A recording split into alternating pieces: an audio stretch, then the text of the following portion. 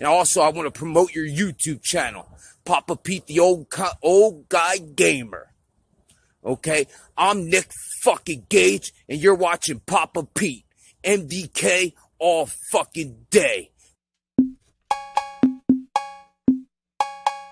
Papa Pete, the old ass gamer. Papa Pete, the old ass gamer. If you haven't grown up by the age of 50, you don't have to.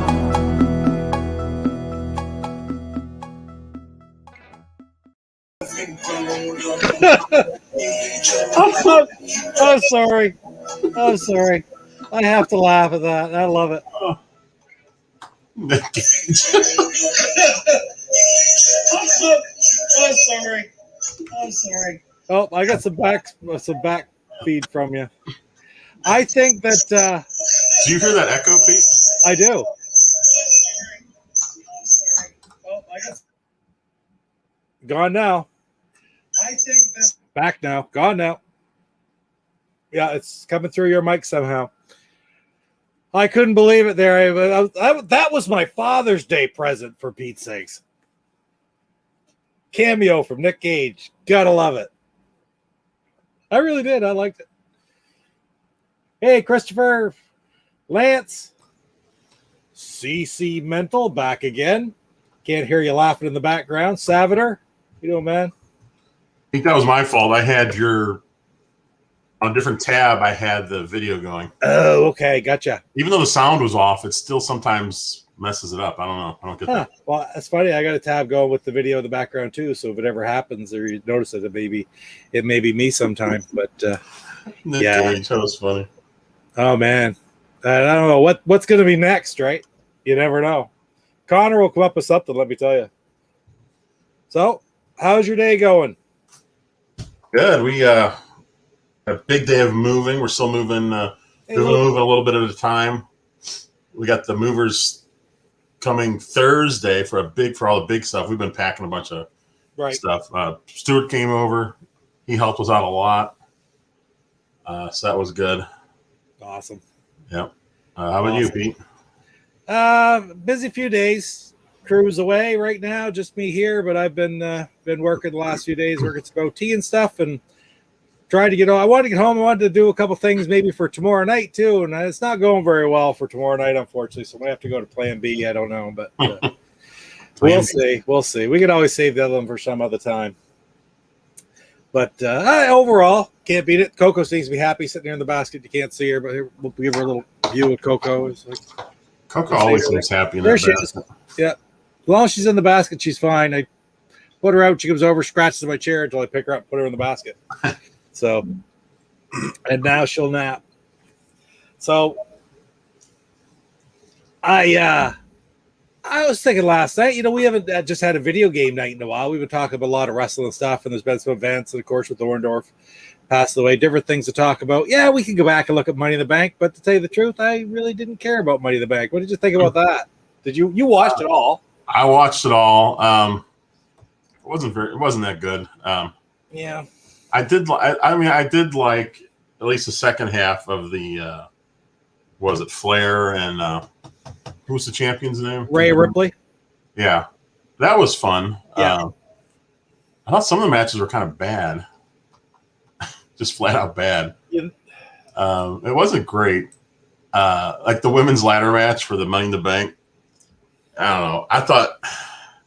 I just didn't enjoy that one at all. And I usually like the women's stuff, but yep, it was kind of funny. They were setting up.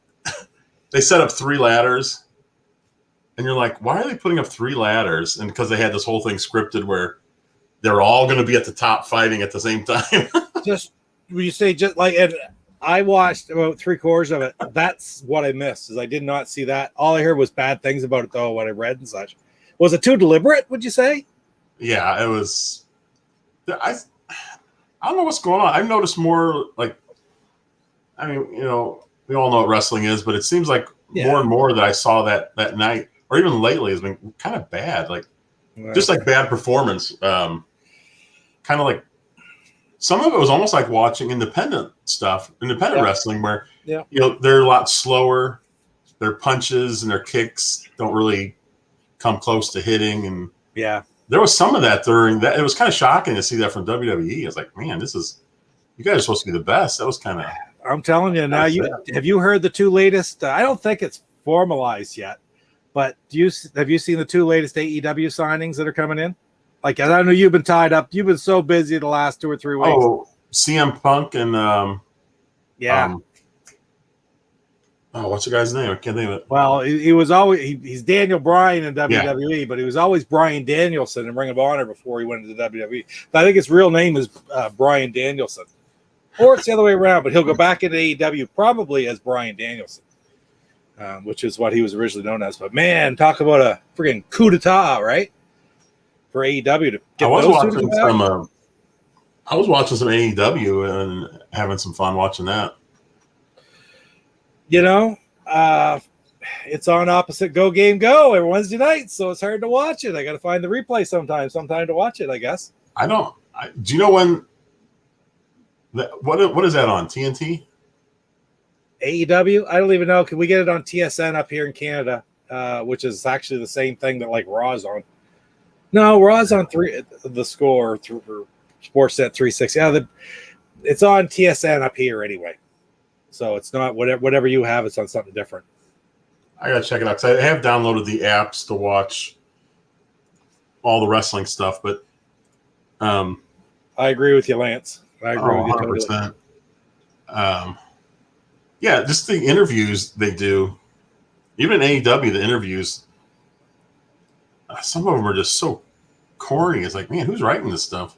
Yeah, I don't know.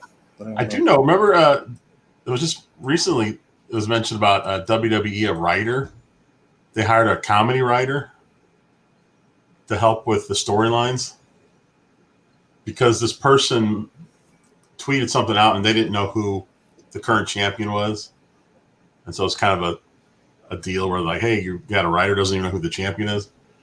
Well, it's kind of bizarre. You think about it, they got so many freaking championships and stuff going, different types, that how do you know anymore? Yeah, how do you know who the champion is? My eyes bother me. I'm sorry, I keep taking my glasses off here, but yeah. Anyway, you know, we haven't focused a lot on the wrestling part of it, which I love talking about wrestling. I can talk about wrestling all day, but like to say more of the old stuff. Oh, one more thing before I go any further off of wrestling, though. Have you had any luck looking for tickets possibly for those stuff going on? What's the name of that place, that new place? Or it's the old place where they used to have it, but it's going to be the all-female pay-per-view? You know, I got to look for that I'll look for it right now while we're on the show. Because that would be incredible to see. The old show is Wrestling at the Chase. The building is called, it's a Chase Park Plaza. Right. And I look every so often, and I think we mentioned this once before. I have a feeling these tickets are going to go on sale, and I'm going to completely miss it. Yeah, you want to watch for that. That'll be an entertaining show. Again, like Mama C, I would go in a minute. I don't know if Celia would be interested in going to see that or not, but they put on a great show. Oh, she's going to go with me. Oh, good. Oh, here you go. I think tickets are for sale. Oh, good. Hopefully they're not sold out. Good. Wow, 2 sectors, 8 sections. 2 of them are already sold out. Oh, wow. Well, don't want to wait much longer then. That's not till August or September, right? August 28th is the all-female one. Okay. Yeah. That's the one I want to go to. Yeah, for sure. Mickey James organizing it. Yeah. I wonder what would be better. They have I can't really show this, but I've never seen them bought tickets for a wrestling match like this. So they got the ring, and then you can share it. I think you could share that if you want. You can share your screen. You got the double screen set up, right? Let's see. You'll share it, then I'll kick it into the stream. Yeah, there you go. There we go. Okay. So what do you think the best place to sit? So the gray ones are already sold out. Do you think E or G would be better? You can't tell if they're where they enter from, can you? No. Usually they got a breakdown for the entrance. My guess would be A would be the entrance, maybe. Probably. So I'd say E or G would be great. I mean, the trouble with E is you don't want to get way at the back of E, because one thing I always found is I'd rather be in the first 6 rows of the bleachers than the back 10 rows of the floor. Yeah. Because you need a little elevation there, right? So evidently, C and G are the most expensive tickets. Okay. Wow, it's almost sold out. I'm looking at it. Wow. Well, I could see where it'd be really popular. Yeah. So I'll have to look at that here while we're talking. Absolutely. Stan Muchnick. Yeah, that's who did it with the Harley Race, right? Boy, what's going on in my eye? I think I got a cat here. Too many cats in this house. Did you hear that? Too many cats in this house. Hey, G has 2 tickets available right next to each other in the second row. Well, I think you ought to snap those up right this second. I think so too. Aren't you glad I reminded you of that now? Because we even talked about this a week or so ago. I said I keep checking, but I have a feeling that I'm going to completely miss out. So you buy your tickets, and I'm going to ask the chat then, on the wrestling note, what's everybody's favorite wrestling game on the NES?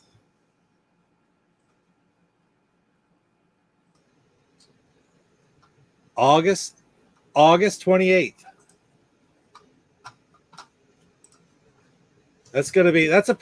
That's a nationally promoted pay-per-view too. Like, that's made pretty big news right across the country with Mickey James promoting it, Celia. And I think is it gonna be pay-per-view, Jeff? Yeah. Yeah, so it's gonna be nationally syndicated. Yeah. Very interesting. Very interesting. Really lucky to get to go see it, really. Yeah, it's pretty cool. So the chat, what's your favorite wrestling game on the NES? And I'll tell you mine. I don't know that I would call it the best one, but my favorite is WrestleMania. Because I had it. Because we had it. We played it back then. And of course, I was a big friggin' back in the WrestleMania 2, 3, 4, 5 days. I was a huge WWF fan, so that was the game to have. It was simple. It was arcadey. You couldn't do a whole lot with it, but it was still neat to be. What was it? Hulk Hogan, Andre the Giant, Macho Man, Honky Tonk Man, Ted DiBiase, and Bam Bam Bigelow. And they did all have their unique moves that you could do. Cool. I never really had a wrestling game. No, okay, but there are surprisingly quite a few NES or wrestling games on the NES. So Sega. So Salvador, what you play on the Sega? Are you talking the Genesis or the Master System? I don't know any wrestling games on the Master System other than there's that one pro wrestling game that the box cover art, of course, with the grid looks like a guy's holding his head under his arm. It's really weird looking graphic, right? I gotta find that actually. I gotta point that out. Let's see.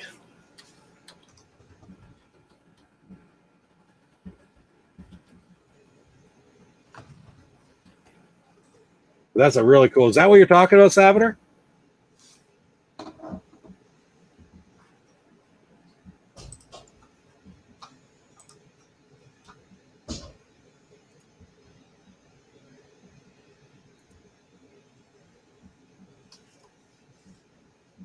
I don't know how big this is going to be. Not very big. Tools right here. No, this is such an awesome friggin'. I want to get this game just to.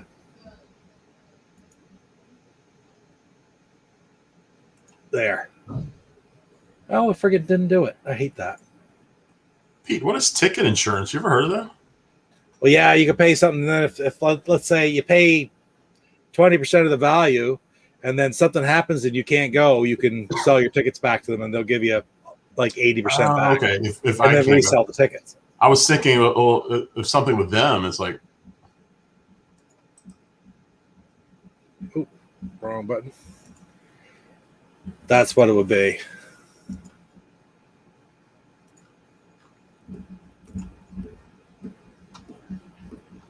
There it is. Look at that. Isn't that a beautiful cover right there? Oh, those are nice. Right here, right here. The guy holding his head in his arms. His own head. It makes no sense whatsoever. But that's the only pro wrestling game I remember for the Sega Master System. Genesis had lots. So, did you have any wrestling games for the Genesis, Jeff? No. The only one I ever had was for TurboGrafx. Oh, okay. Had something Wrestle Royale. Wow. And it was I don't know that game at all. What was cool was that it had a 5-player. Really? Yeah. Oh, yeah. I think you've told me about that before. That wasn't the only game with 5-player, though, either, was it? No, there were several. Bomberman had 5-player. That was awesome, playing 5-player back in like 1991. TurboGrafx had several that were 5-player, so it was that part was awesome. Perry, Perry just pooped in the basement. Oh, that's great. Perry, congratulations, Perry. What do you call it? Mascot? You're the mascot of GoGameGo, and you pooped in the basement. And Coco's the mascot of the Papa Pete channel, and she pooped outside her litter box this afternoon. When I come home from work, I get, oh, thank you, Coco. You left me a present. And Mama C is away, so I get the honor of cleaning it all up. Isn't that great? You gotta love pets. It's funny with your cat because like you got a spot to go. Yeah, I know. If I wasn't here, poor Coco is struggling hard. She's 12 or 13. She's rotund, to say the least. But yeah, she's struggling a little bit. Oh well, she's happy in the basket right at the moment. Well, Pete, I was successful. I got second row seats. Yes, sir. How about that? Not only are we going to have to pay money to see a great wrestling pay-per-view, but we're going to get to see CC Metal and GoGameGo in the second row. Hey, I'm wearing my GoGameGo shirt. I'm hoping it gets on TV. Make sure you take a sign. GoGameGo. And at the end, I'll pull out my GoGameGone sign. Nice. Okay, like Chris says he doesn't remember ever playing an NES wrestling game. What are some of the other ones? There were quite a few. There was the original, just for WWF ones. There was WrestleMania Challenge, Steel Cage Challenge, and King of the Ring. So there's 4 different WWF games on the NES. Wow. There's Pro Wrestling, which is a black box game. Okay. Isn't that on the Switch Online service? Ooh, it may be. I think it is, because I think we tried it one time, didn't we? I remember if we tried it or if we just saw it. We may have tried it. But there's also like a tag team wrestling game, and then there's a couple of them that really suck.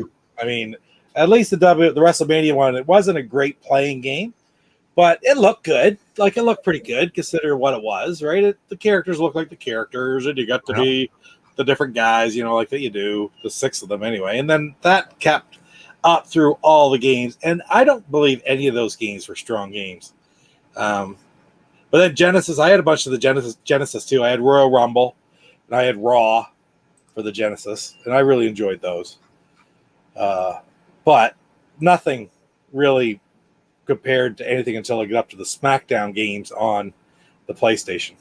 Those are my favorite wrestling games, like the first real wrestling games that come on hard. Coming up, Ralph, come in to see me. So, Pete, just so you know, there's 4 wrestling events in a row. August 28th, 29th, 30th, 31st. The first 2 are pay-per-view. And the others are going to be taped and they'll be shown at a later date, they said. Okay, gotcha. That's pretty cool. That's really cool. Yeah, it's called Empower, the first all-women's NWA pay-per-view event. Wow. I've got that game too, Chris. I really like that one. the Royal Rumble on the Dreamcast. I did like it. The graphics were excellent.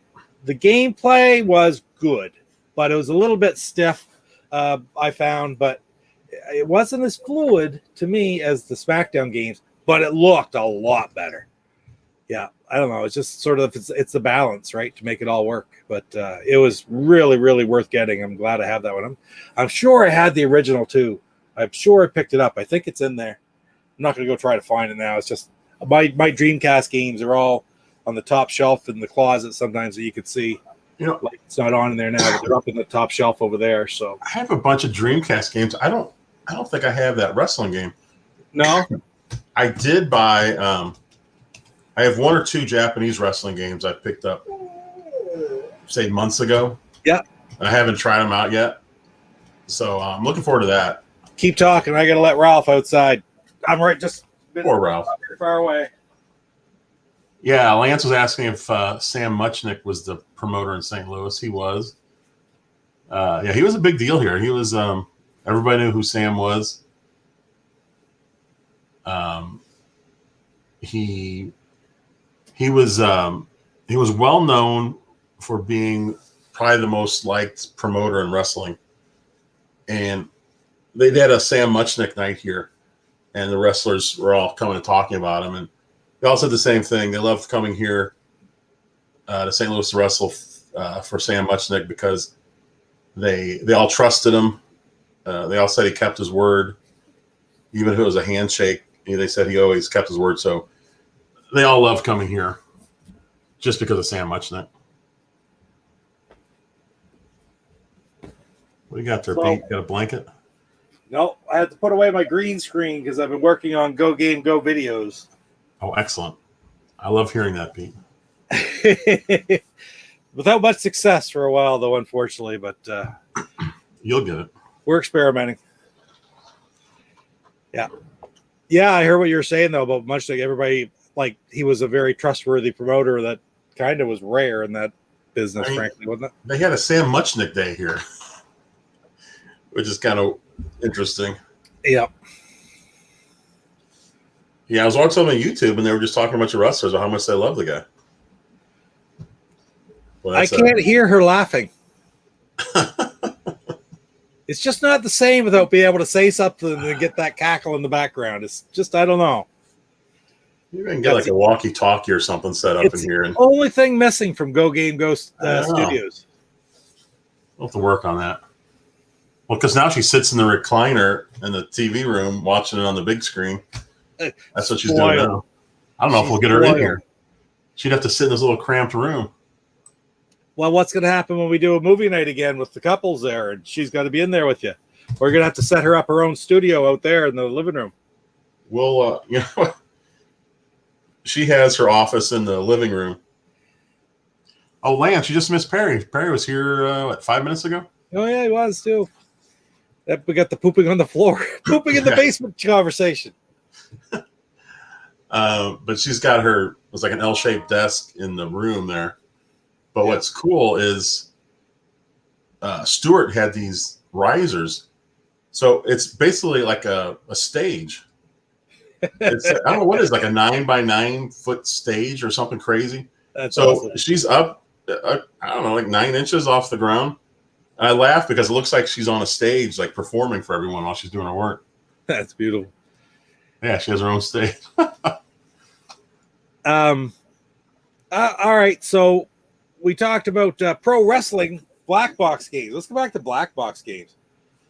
Well, before we get onto that, one thing we were talking about, like history. When did you first when did you start collecting or start playing as a kid, the NES, Jeff?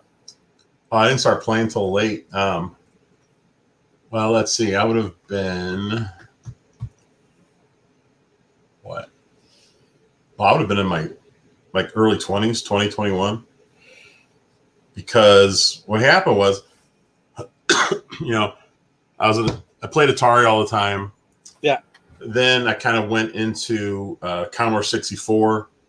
It's kind of funny to talk about the video game crash of '83.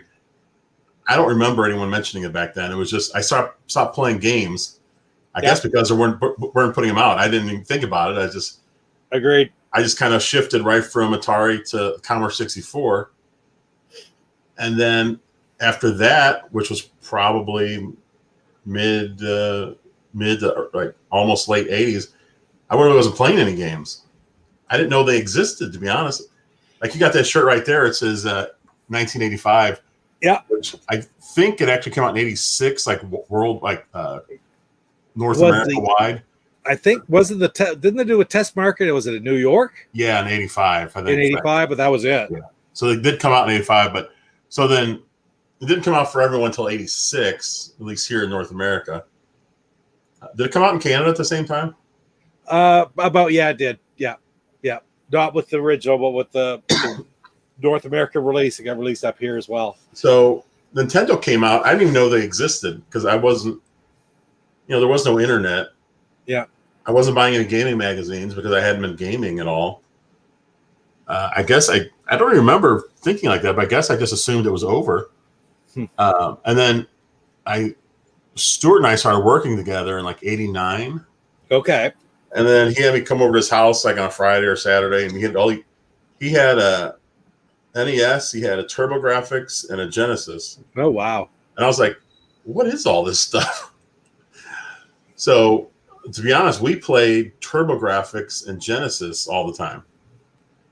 We would play the NES occasionally, but not as much as the other ones, because at that point they were so much more advanced, at least graphically, than the NES was.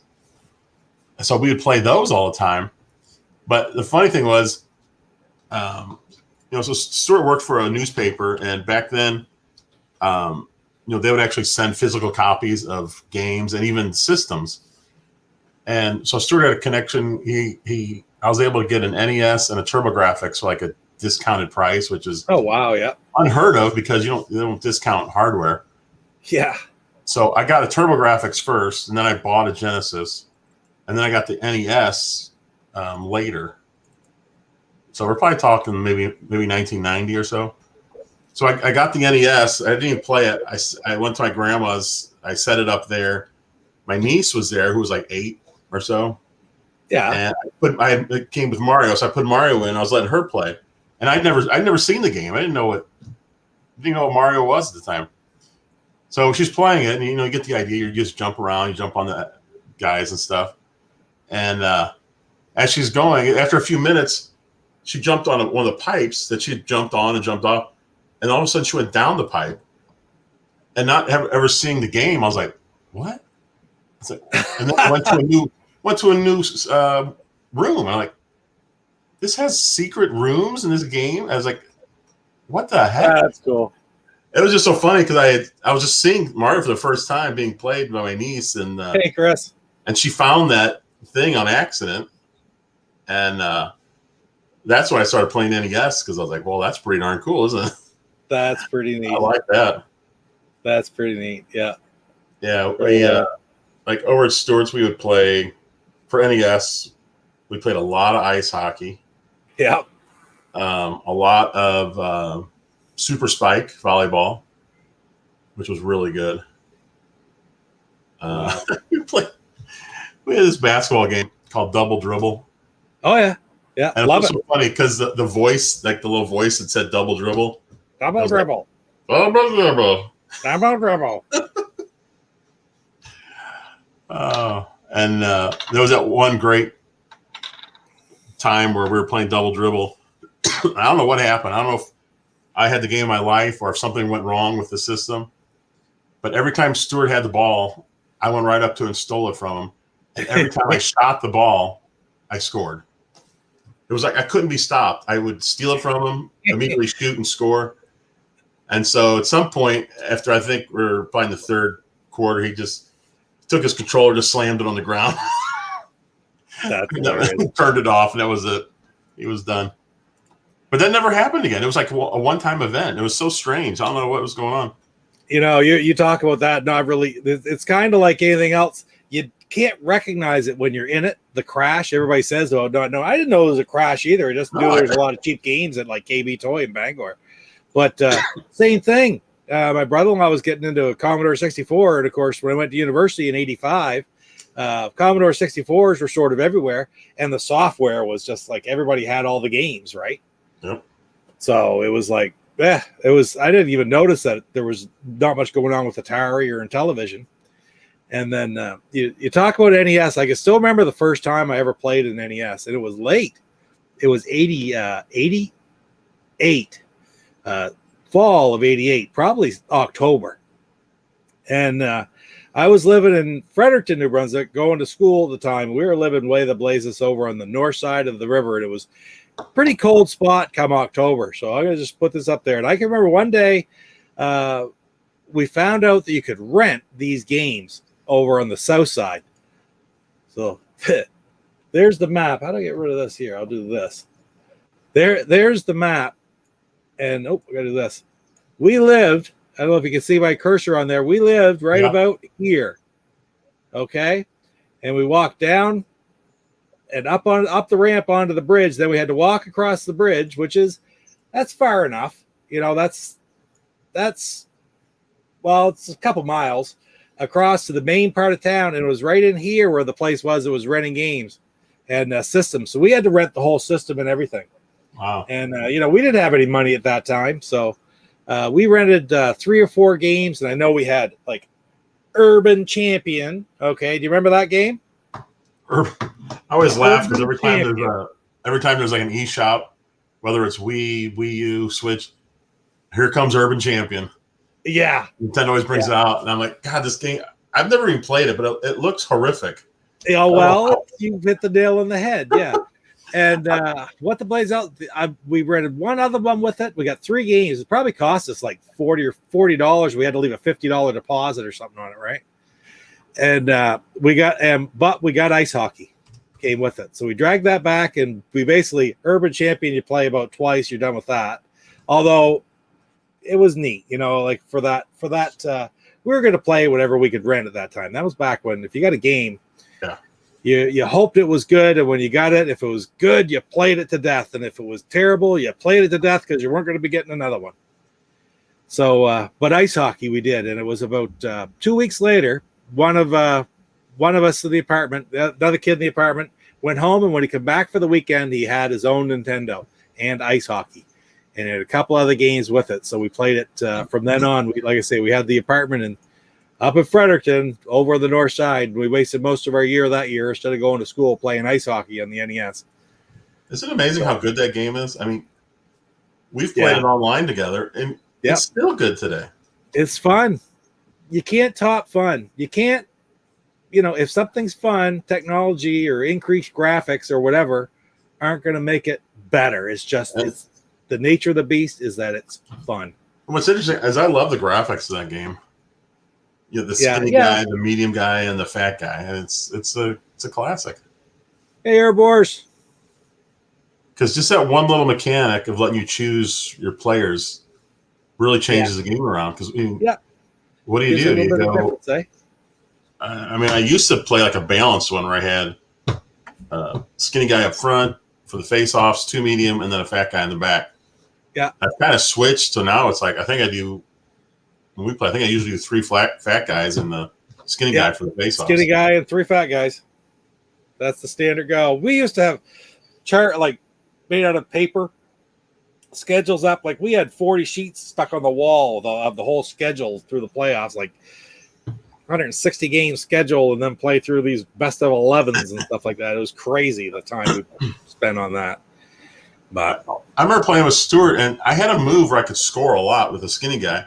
I'd come across, I'd go up, I'd go down, and as soon as I started going down, I would shoot back up. And I could score almost all the time against the computer. But I haven't been able to recreate that at all. Maybe I'm just not as good as I used to be. That's all I can figure. Chris has a different strategy right there. Fat guy up front, run through all the skinny guys. See, that's what's so great about the game. Everyone has their own strategy for. Yeah. And that almost feels like it should be a black box game, eh? It was early on, wasn't it? It was early, but it's not considered a black box game. Really, I like the black box games. I've always wanted.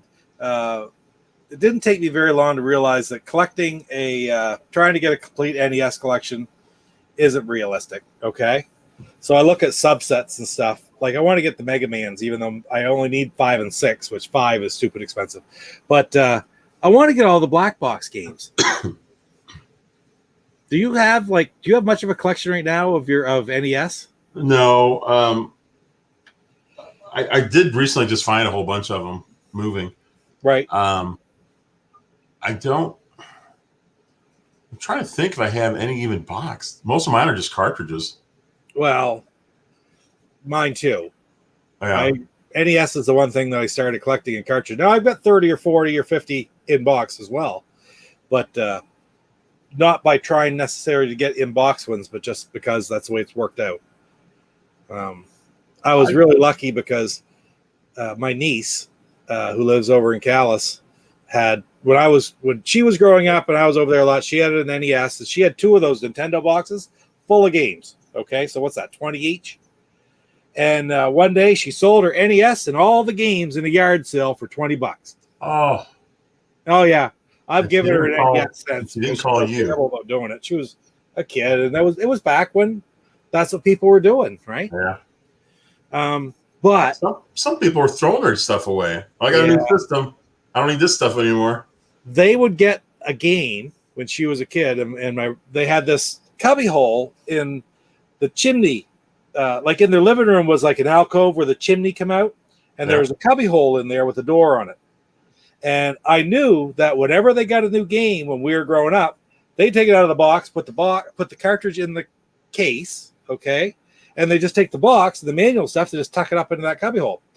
She sold all of her games and the system, but never really thought too much about the boxes. So when Connor started collecting, he went over and all those boxes were still there, and a lot of manuals too. Wow. So that's how he got a lot of different manual or boxes, and I'm missing a few manuals still, but I spent the next couple birthdays and Christmases on eBay buying him games to fill those boxes back up. That's pretty good to have the boxes though, because especially with NES. Exactly. Almost nobody was saving boxes back then.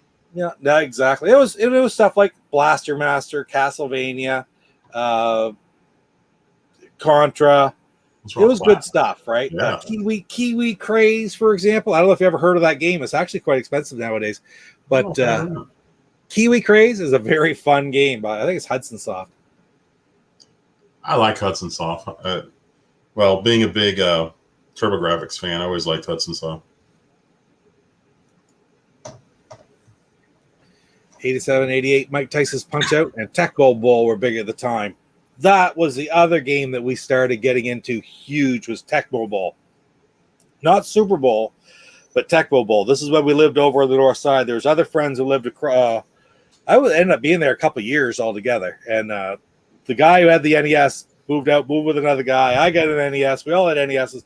We go over and hang out and play friggin' Tecmo Bowl, have tournaments, draw the names out of the hat and have tournaments. And then later on, when I was living in residence at university, I went and got picked up Tecmo Super Bowl when it was brand new, like right hot off the press. And we used to have massive tournaments in the residence that I lived my last year at university. We had a lot of fun. We had a lot of fun with it. We'd let it run down to get just the playoff teams, and then we picked teams out of a hat. Like 8 guys that each take 2 teams. Was a 16 team playoff, or maybe it was 12 team or something. Whatever. Everybody would pick 2 teams, and away you'd go. And usually you could find, well, it might even been 1 team. You could usually find enough people wanting to play a game that everybody would be able to pick 1 team, and it's a lot of fun.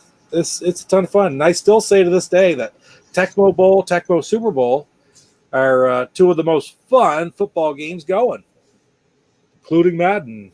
Try to get as realistic as you want. Those games were just fun. Yeah, we used to play for the most part, I usually played sports games on the Genesis. And we used to play Joe Montana football a ton. Okay, yeah. Over Madden. I really liked it more than the early Madden ones. Eating Paste. Good to see you, man. Thanks for stopping in. I love that name. Oh, it's great. I was looking, I was like, what is that? That's beautiful. a little bit younger than us then, because I guess like Jeff, like you were saying, I was 20, I think, when we really started playing.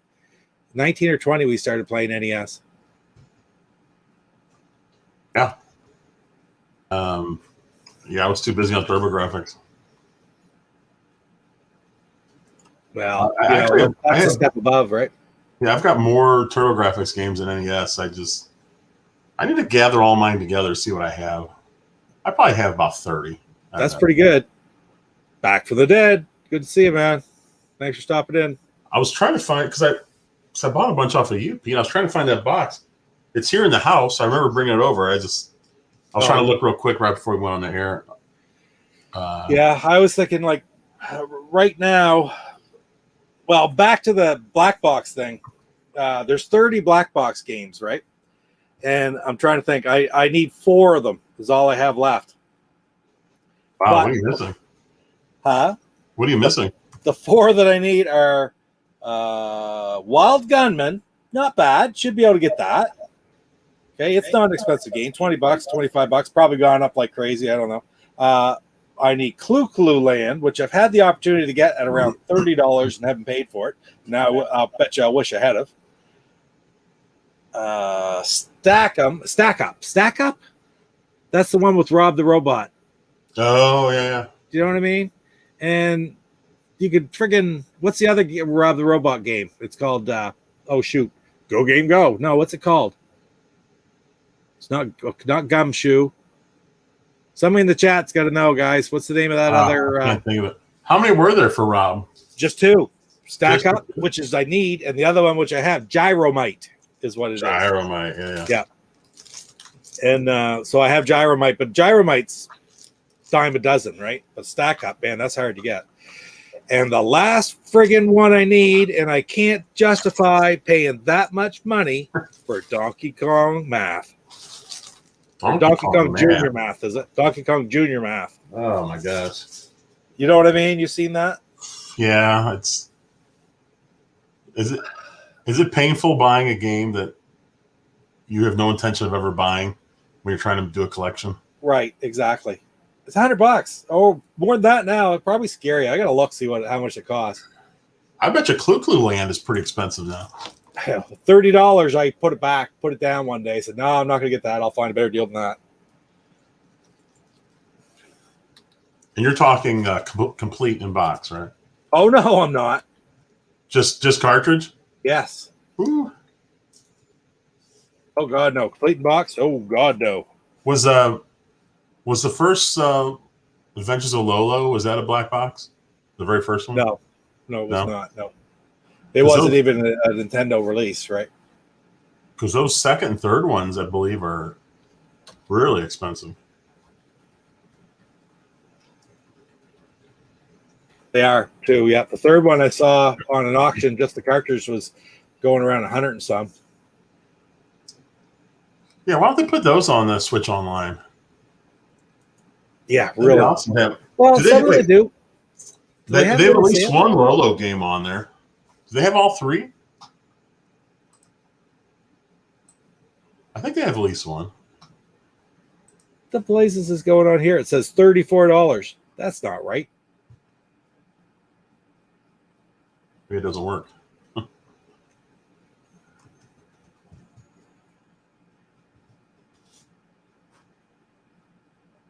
Oh no, like 106 right now. Average loose, July 21. Average loose price of Donkey Kong Junior Math is 106.09. Oh, that's American, okay, it's not Canadian. Which you're sitting there going, well, of course it is. But to me, I got to point that out. Clue Land.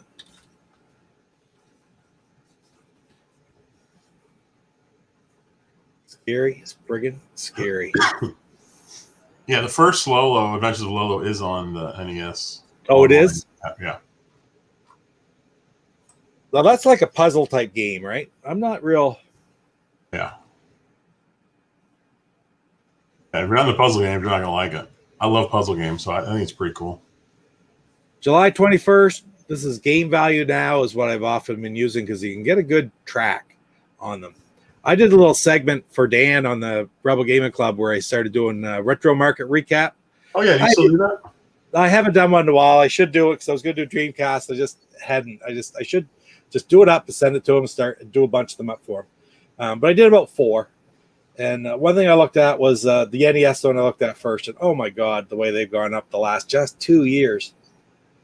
But like Clue Land, $20, December 16, and now it's $38.86. So that's over 3 or 4 years, just doubled in price. But some have gone up a lot more than that. Let me tell you, there's some that are absolutely crazy.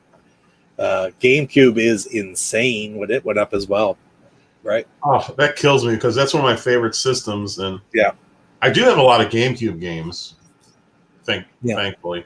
But there's a lot more I'd like to get, but I just can't get them. I'm just not paying those prices for the old game. Nah.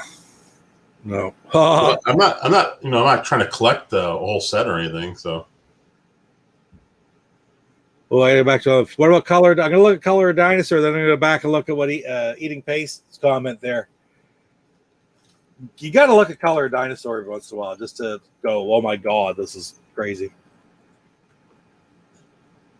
And why don't I just do this too while I got it up here? Add to stream. We'll put it right on the screen. Hide that. Color a Dinosaur. I don't know if you're going to be able to see it on there or not, if it ever opens up, baby. There we go. It doesn't look like it's moved a whole lot here, but $85.64, July 21 average. That's not bad at all, really. Wow, those prices are really held steady there. Look at that. Yeah. Yeah. Now, box, $442.38, so. Only the first. It's gone down. Yeah, that one's gone down. The cartridge only. So only the first Adventures of Lolo is on the NES online app. Okay. Clue Land is on there too. It's a puzzle type game that I don't think I'd ever really want to play. I have a dead mint copy of Donkey Kong Jr. Math for the Hong Kong set of NES games, licensed by Nintendo. I don't know. That's kind of like a Famicom. Well, it's not the Famicom version, I know, because that's the Japanese version, but I assume it's probably just not worth as much. I don't know. Is it worth as much Eating Paste? Oh, beware the China knockoff. A lot of freaking fake games out there now. If only I could figure out somebody to give my copy of Casino Kid 2 to, I'd be so happy. I've been looking for somebody to take the Casino Kid 2 off my hands, and I just don't know who it's going to be. See you, Salvatore. Let's take him off. Oh, take care, Salvatore. Thanks for stopping in, man. CM Retro said he was thinking about going after an all Capcom collection. Now that's kind of interesting to instead of an NES collection to just narrow it down to a certain grouping like that. Yeah. You know what's a great? I wonder if Chris has this. Have you ever played? What's the name of the game? It's a Capcom game. Little Nemo. Have you played that, Pete? I know the one you mean. It's nothing to do with the fish, is it? No, this is long before the fish movie. This was based on the old comic strip. Yeah, I do not have it. I'm very familiar with it, and it's supposed to be a great game. I wonder if Chris has it. Oh, I loved it. That was one of the ones I had. I actually did have that box. I don't know if I still have a box or not. But yeah, you were a little kid, and you'd go around, and you'd feed animals candy, and then you'd like hop on them once they fell asleep, and you'd ride them around. Just everybody know, I'm drinking another one. I'm not drinking Stewart's El Generico. Stewart's El Generico is still sitting right there full. Chris said he does have Little Nemo. Oh, you do have it right on. Did you ever get your Casino Kid 2, though, Chris? I was trying to be a smart ass. It obviously didn't work. He said he knows someone that needs it. Yeah, he knows someone that needs it. That's him. I was tormenting him a little bit because I know that's one of the games he had when he was a kid. I'm watching a lot of his older videos couple of years ago, and talking about the ones he's trying to pick up from when he was a kid. And that one is, well, I'll bring it up on the screen here and take a look, because it's, again, yeah, it's a fine game, I'm sure, especially. I've never even heard of Casino Kid. So there were two of them, or were there more? There were two. So Casino Kid is quite common, relatively common. Casino Kid 2 is not. Let's take a look, see what it's going for. I've seen it a couple times. Actually, I passed. It is yummy, Celia. Hey, what is that? That's the El Generico, the one that I got from Stuart. One for Stuart. I didn't realize it was that color. Raspberry orange sour ale. That was a specialty brew, which they were just putting out, Trailways Brewery in Fredericton, for a brief period, and they ended up keeping it going. As such a huge seller for them. Wow. So you can still get it in stores now.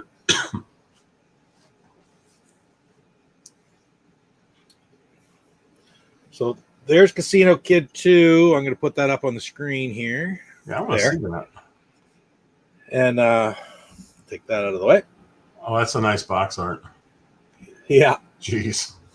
And if you look, like loose, 116. Oh, it's down to 91.87. Something's happened here in July. They're going down. Maybe it's the time of year, but $200. $200 complete. I gotta let Ralphie boy in. He's barking outside. So are these prices based on eBay or something else?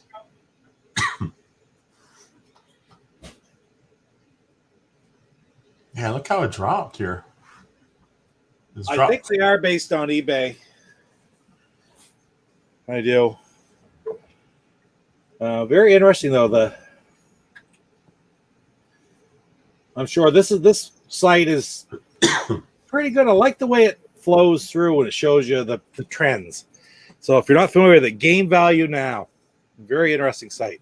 Price charting, I like price charting as well. Pretty good. You know, it is what it is, but anyway, it's like there's a loose copy, 240. It's like, now these are the kind of NES games I like to see on the online service for the Switch. Stuff that you can't really get, right? Because they're so expensive. Yeah. There's all kinds of eBay auctions right there down. I'm scrolling down through now, and they're all quite high. So I mean, that's why Chris hasn't managed to get it. They're hard to get, man. Back to the. Look at those prices. Which I have a lot of the Capcom. Has an emo. Do you have Mighty Final Fight? Is that what it's called? That's a Capcom game, right? That's an expensive one now. Final Fight? Yeah. Yeah. But Mighty Final Fight is like the little miniature. It's the NES version of it. I'll talk about that Hong Kong game again. Extremely rare, very hard to price. I believe it because there's no real mass demand for it. Demand is a lot lower than the NS games, but so few sell, it's impossible to get a price. Yeah, okay, I understood. And you have Donkey Kong Jr. math of that, but I mean, it could be a more common game in that set. Ralphie boy, what are you doing? Is Donkey Kong Jr. math, is that hard to find, or is it just expensive? Bit of both, right? That's why it's expensive. It is hard to find too. I mean, you go to too many games or something, yes, if you want it, you're going to be able to buy it. But they're not everywhere. You just don't see them very often. Because, I mean, you're going to spend $40 or $50 on a video game for your kid. Your kid's going to be awfully upset when you come home with Donkey Kong Jr. math for them. So, how many kids were asking for it? Putting math in a video game, it's just cruel. It is cruel. Other than brain age, I can't think of a reason why I'd ever want to do that. Yeah, you've been looking for that for a long time, Chris. Uh-oh. Oh, the death of huge shame, the death of Nintendo age. I used to go on that once in a while, and I haven't thought about that in forever. I haven't thought about Nintendo age. I go on Atari age all the time, but always, 99% of the time to look at in television stuff. And I did. I used to use it way back when. I didn't know it was gone, frankly, but obviously I didn't use it that much then, did I? Pete, do you remember when Nintendo.com had a forum section? I do not. It was probably 10 years ago, at least. If not, it was really cool. You go there and they have forums. They have, people talking about all different kind of games, and they, and then Nintendo just pulled the plug one day. I said, no more. Wow. Forums can be so friggin' poisonous. That's probably, I'm guessing that's why it went away. Bullying and snarkiness and tomfoolery, but no, forums can be, it's like people hide behind the walls of the anonymity and say things that they would never say to a person's face. Right. So, Ralph, what are you looking for, buddy? I might have to go get him a treat too, because he seems to be kind of wound up right at the moment. But he just came in from outside. So, Mighty Final Fight, which is what the places I just see. I was watching an old Game Chasers, and they were picking up Mighty Final Fight.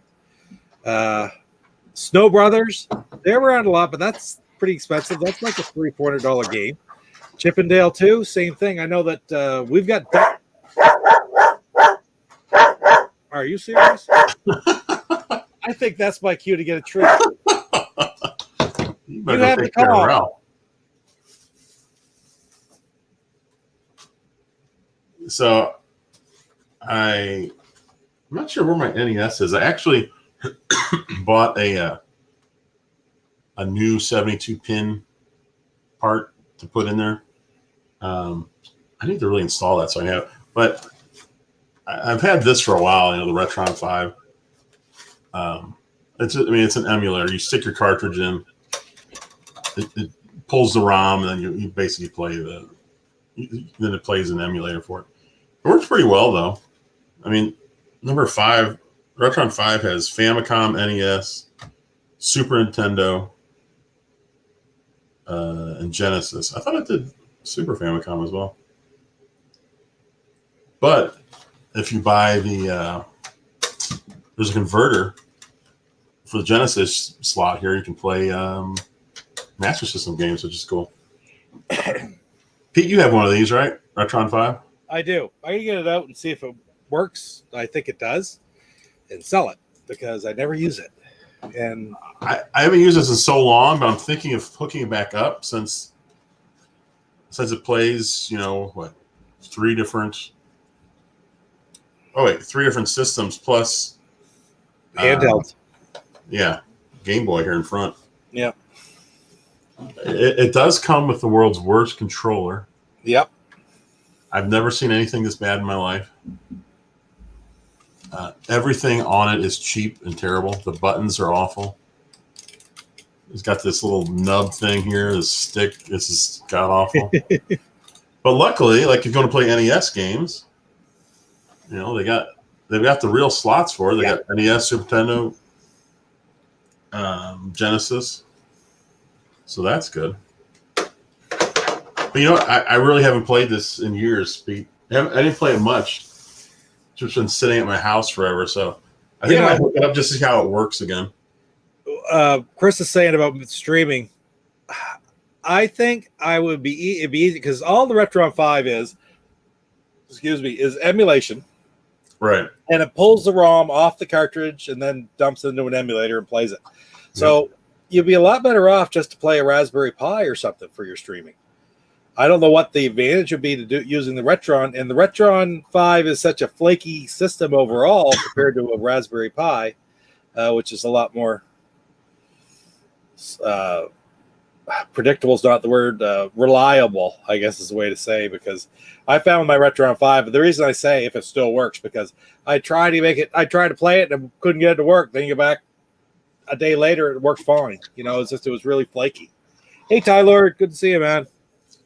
Yeah, I didn't have any problems with it working. It just, I just stopped playing it for some reason. I do like that it has the Game Boy slot. That's pretty cool. Yes, it is. It is interesting, and it is a neat at the time. But I think I would rather go with, if I'm just looking for something for streaming, for video capture, whatever like that. I think I'd probably try for a different option than the Retron 5. But that's just my opinion. I was just saying, Pete, they also sold, and I have it right over there, the Master System converter for the Genesis slot on the Retron 5. I've not seen that. I don't have that. That'd be really neat because I have two Master Systems, neither of which work that I've gotten to work. Never had a Master System, and I think I might try that converter. Like buy a game off of eBay. Yeah, it's gonna find a cheap one, and because I've been watching Retro Rich and all of his Master System videos.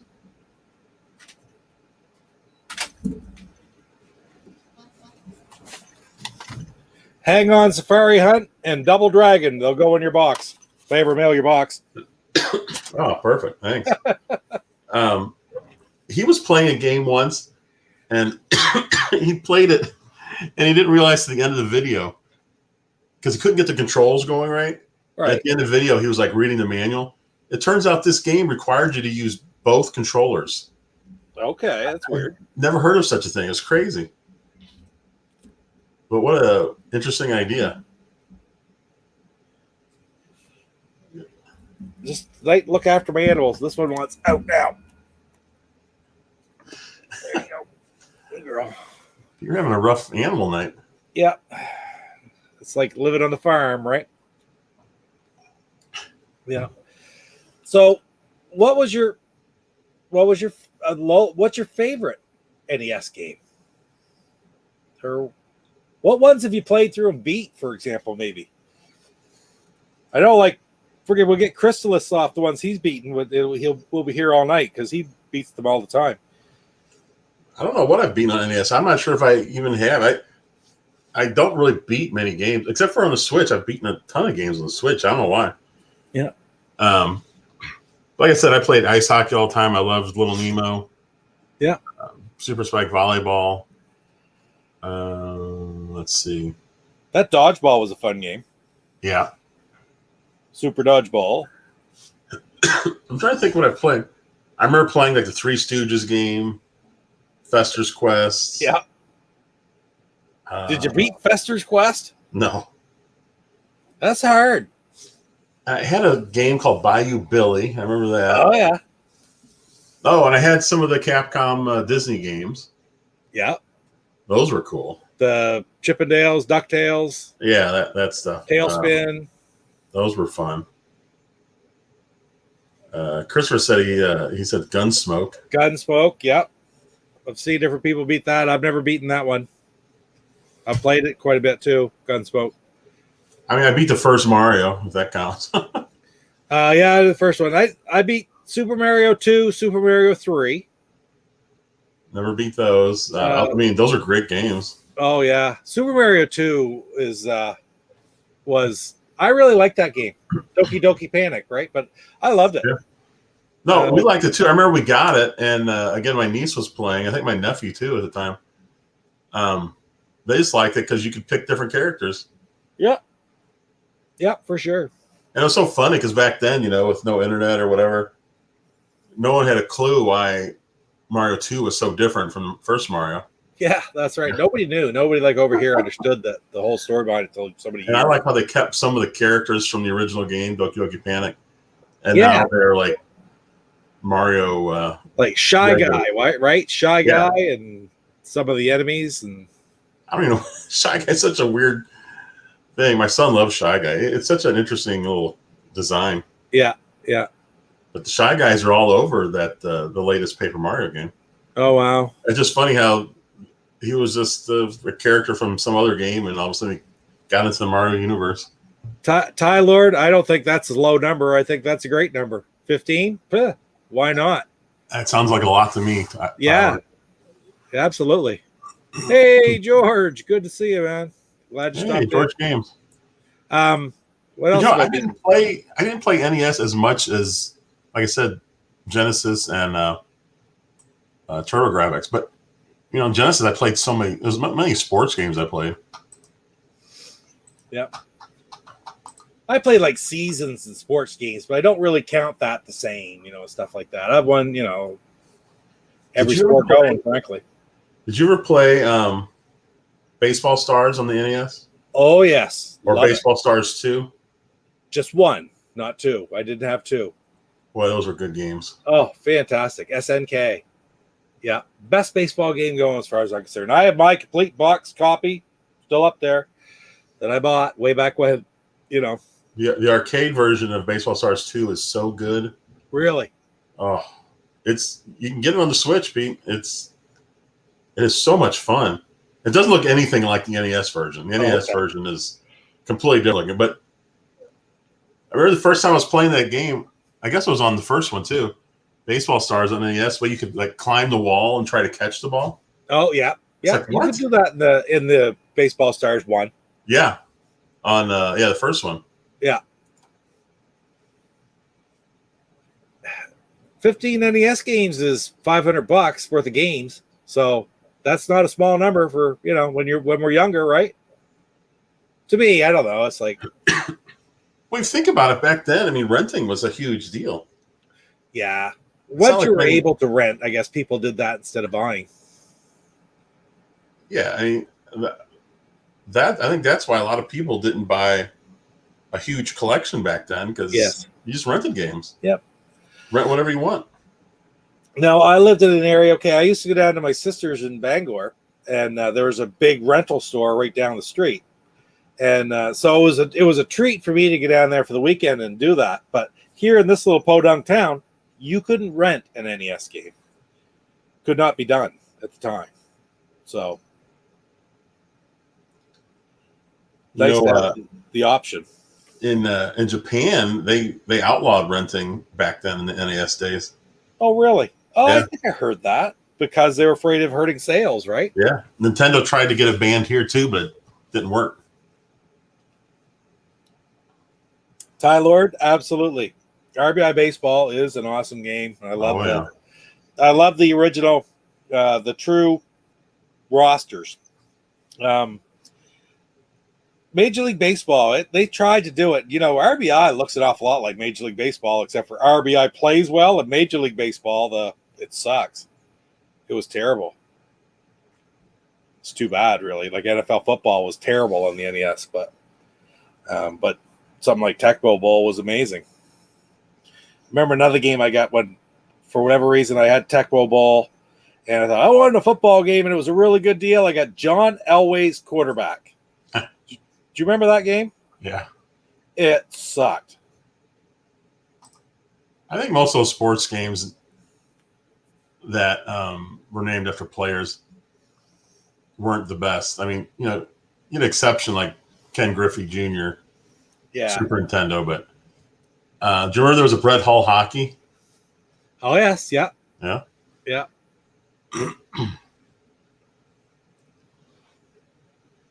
I didn't realize that they stripped the ROMs in Japan because people knew how to do it. Didn't remember. Never would have thought of that. I guess they were more advanced than we were here. Yeah, really, really. I wouldn't even have thought you could do it. Some other games that I've beaten is Contra. Did you ever beat Contra? Oh. I mean, I beat it with the friggin' 30 code, with the Konami code. No, didn't beat it, but those are great games. I love those run and gun. Oh, yeah. What else have I beaten? Karnov. I beat Karnov. I love that game. That's one of my absolute favorite games of the NES. Did you ever beat any of the Castlevania games? I have not. But I've watched. We've talked about this. It's a great channel on YouTube called You Can Beat Video Games with a U. And he puts out a video every week, step by step, basically with all the secret stuff of how to beat these games. And he does a great job. I don't know how he's getting the game a week out, but really, really good videos. I'd recommend anybody check them out. And I watched this Castlevania one. And it makes you think, like, I can do this. Well, who knows if I can or not, but does some great games. Really great games. And I'm also of, there you go. Chris just beat the first one this year. Wow. Yeah, that's great. Right on. I remember him talking about that. I think he did a video on it, didn't you, Chris? I think I watched that.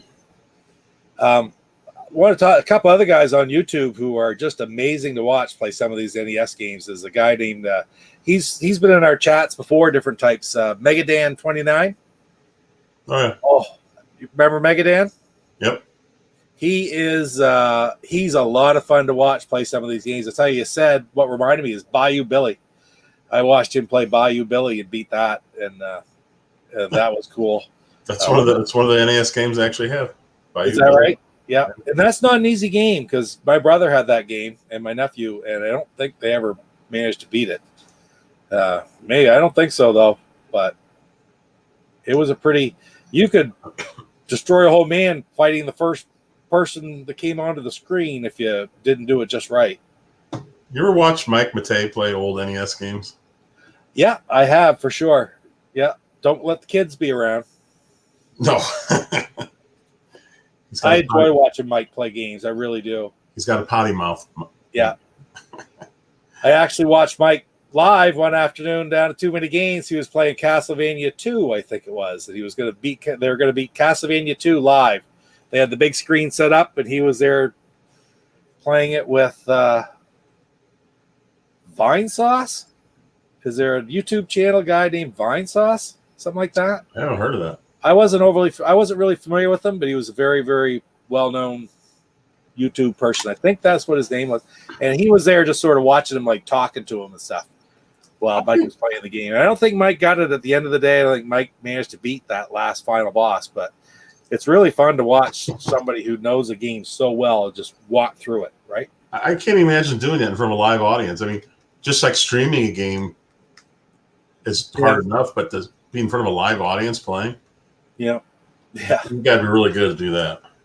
Do you watch him? He has a video out as well where he beat. This is on the Cinemassacre channel back before he left, quite a while ago now, where he beat Dr. Jekyll and Mr. Hyde.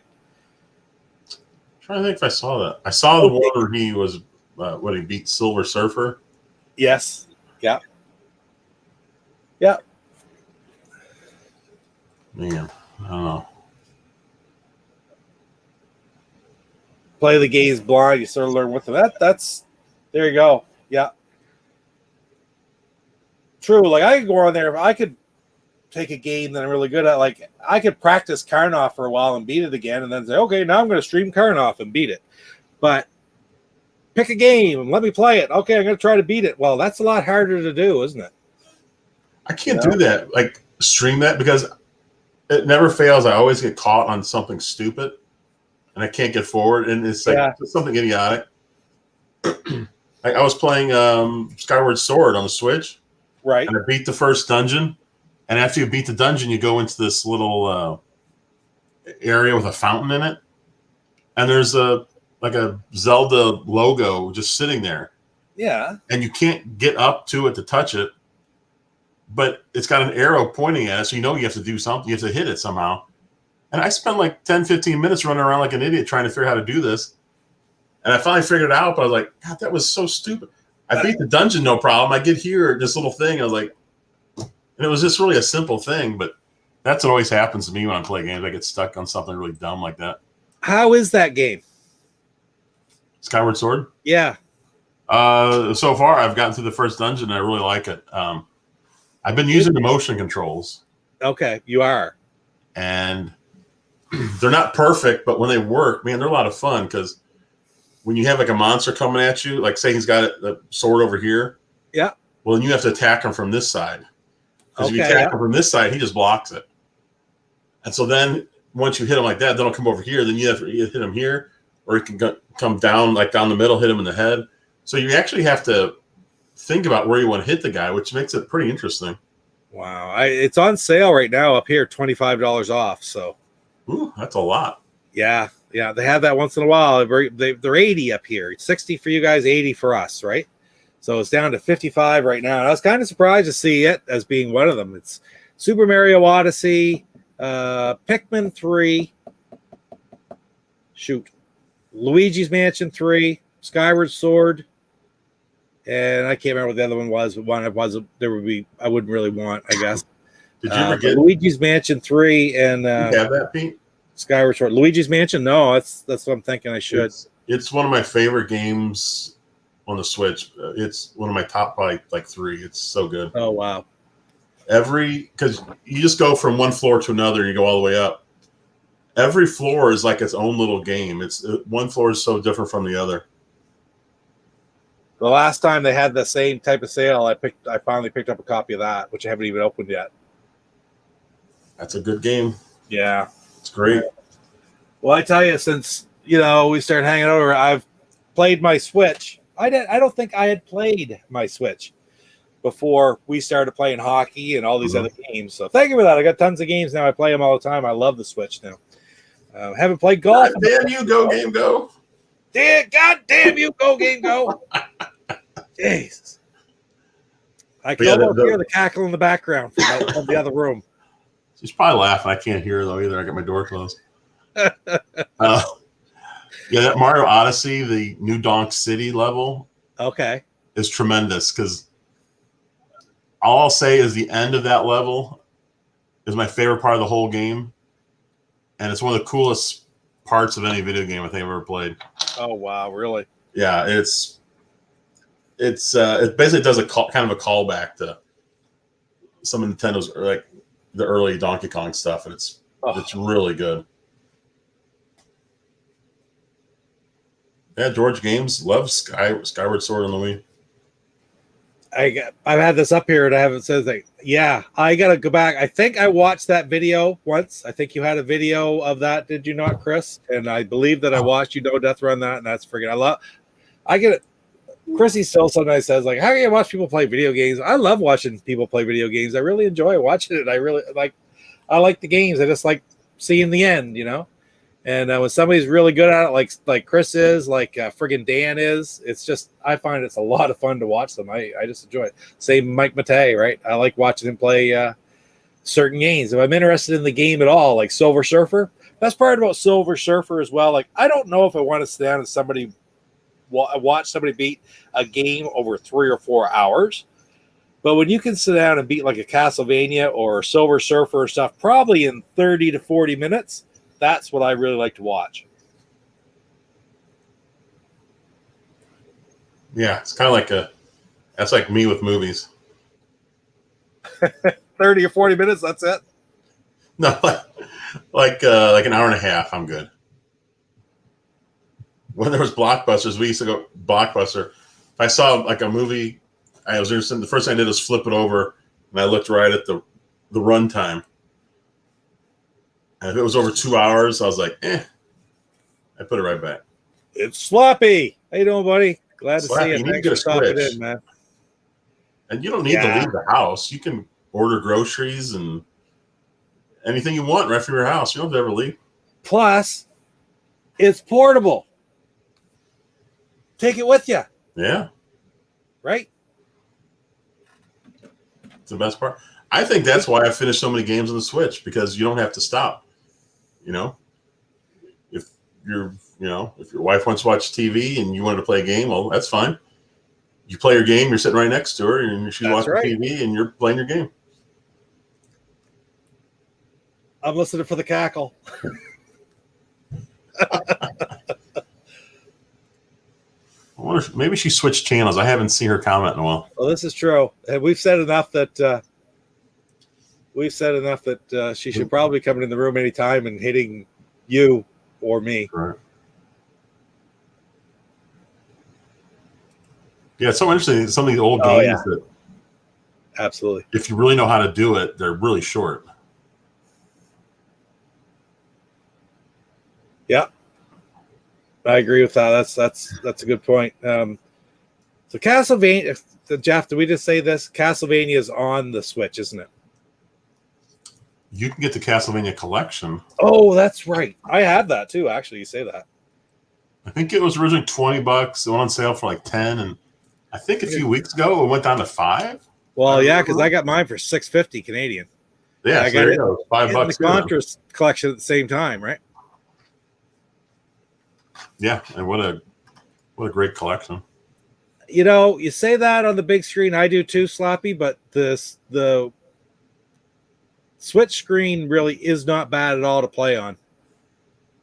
It's not like playing even a 3DS or something like that. It's pretty good. It just feels different than. Yeah, it's a big screen.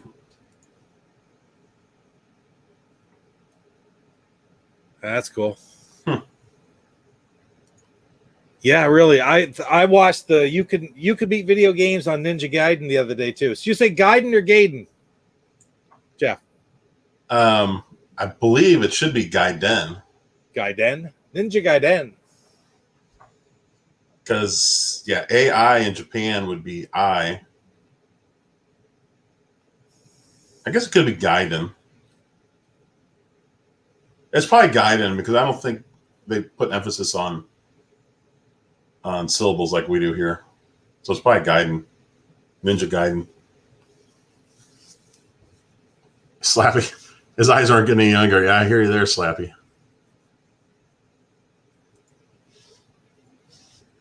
I pulled out my my Kindle that I got a few years ago.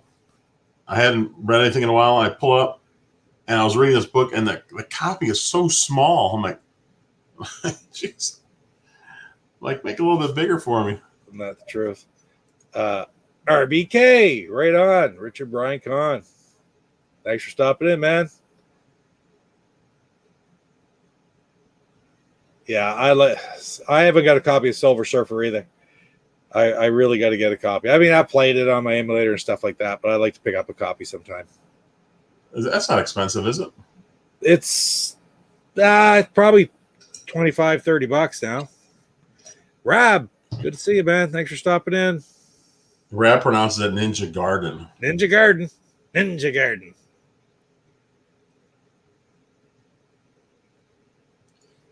Guy Dan because of the wizard. There you go. You know what? What did I say? Skyward Sword was. It's not. What's another? I am wrong on that up here. On the pricing? On the pricing. I find it. It's not Skyward Sword that's not marked down. Was it another Zelda game? Yes. Was it the old Game Boy game, Link's Awakening? Probably. Probably. I'm trying to find it here now. That's another great game right there.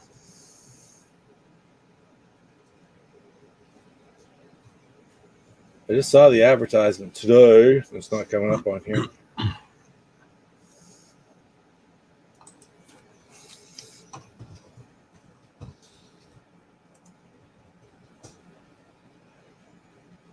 What's do you know? Do you have any expensive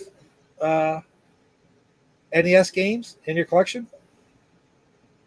I don't think so. I'm trying. I got to gather them all together because they've been kind of in separate places for so long. But I don't know. I can't imagine they would. I mean, I've got Little Nemo. I don't think that's expensive. No. I've got was it DuckTales? I don't think that's expensive. It's not really expensive. No, I mean it's again $20. You know, a lot of Nintendo stuff, which I don't think any of that's really expensive either. I wish I had Adventures of Lolo 2 and 3 though. That'd be cool.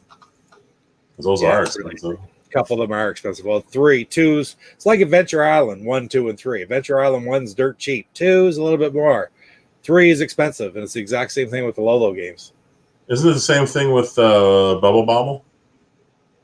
Bubble Bobble 1. Like if you watch that video I released last week of John Mahoney's set, he's got all these games lined up, and it's like friggin', it's like a Panic Restaurant,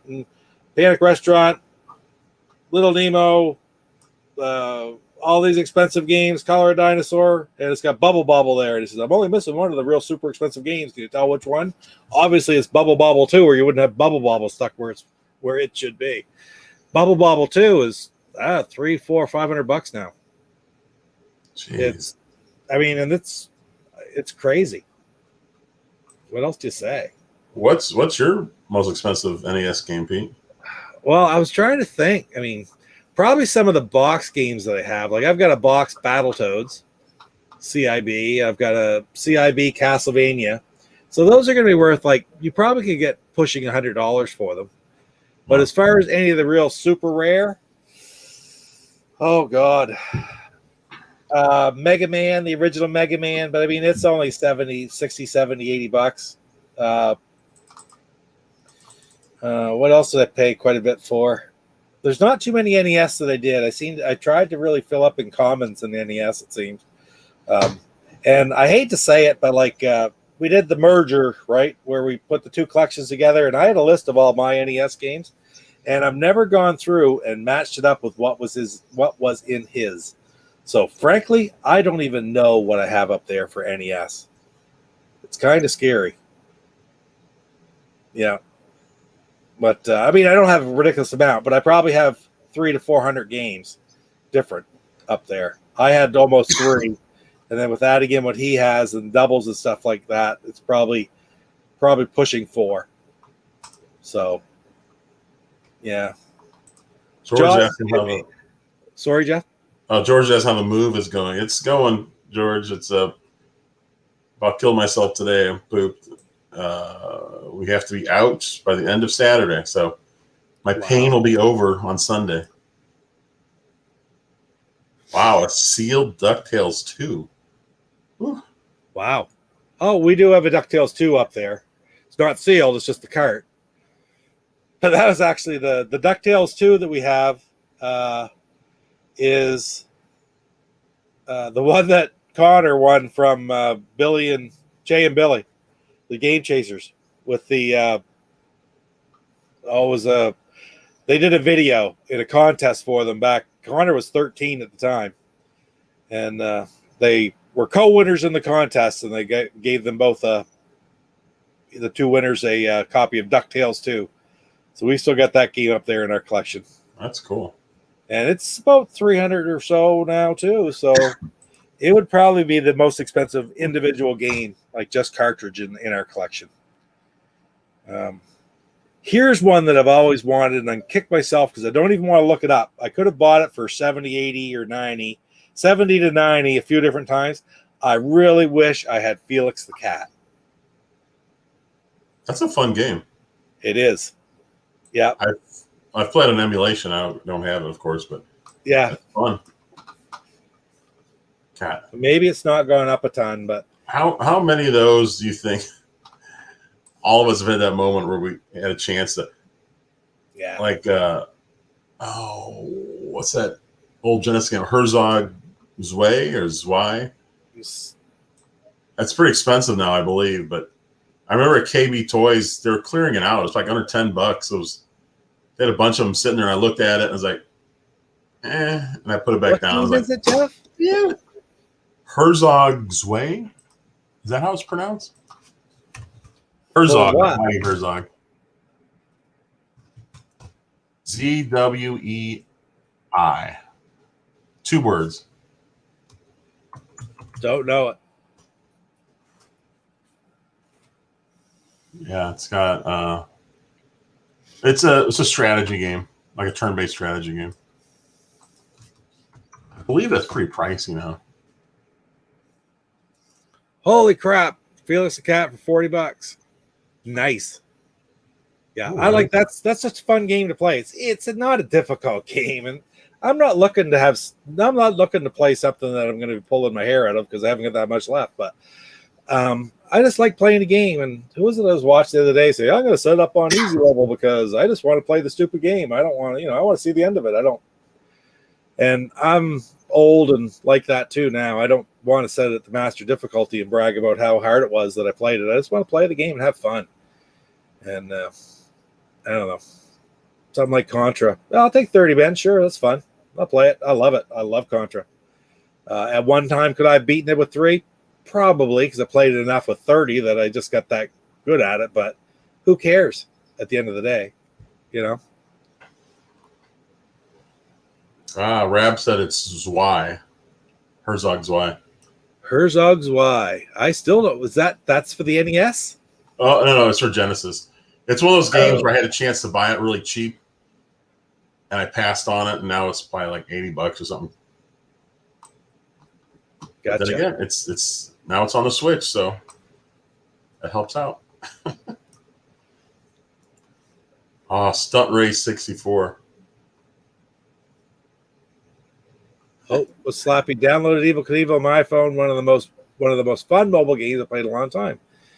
That's cool. And a lot of the guys, Slappy, of course. You probably saw some of the videos down at the Crayola Experience. They were all playing Evil Knievel, and then the one just last week from the lunch party at the Television Entertainment offices. They're playing Evil Knievel as well. It looks like it's going to be pretty cool.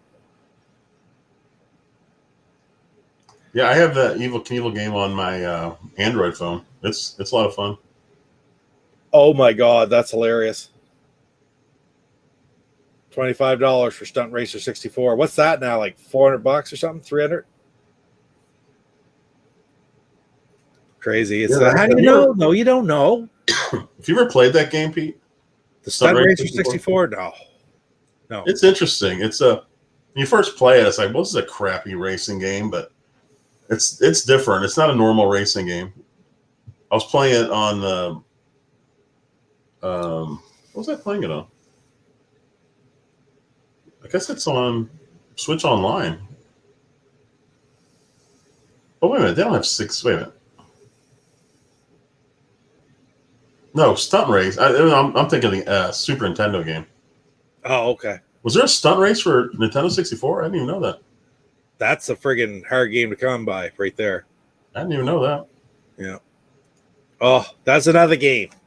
Felix the Cat and Bucky O'Hare. I'd love to have that as well. Every time I look at that one, whenever John Riggs does a video where he's talking about his copy of Bucky O'Hare, he pulls it out. It's still got that $4.99 tag on it from friggin' GameStop or whatever the hell it was back when they were selling used games. That's just like, oh my god. And the worst part about it is, if I sincerely believe that if I had lived in a metropolitan area where there was a GameStop or access to any of these things, I would have been buying it because I was buying games and trying to pick things up, but there's just nothing around here. I would have been doing it way back then too, but I guess I missed out on the yard sale stuff because, I mean, anybody can do yard sale stuff, but Yeah. oh, no stores, of course. There's no stores anywhere near me, but pretty cool. I wish I had them, but that's the name of the game, right? That's the whole point. Sam Retro. I am thinking about Stunt Race FX for Super Nintendo. Ah, okay. I didn't realize it was on Nintendo 64. Yeah. So apparently Herzog Zwei was a second version of the game because Zwei means two in German. Well, learning a lot of stuff here tonight, Pete.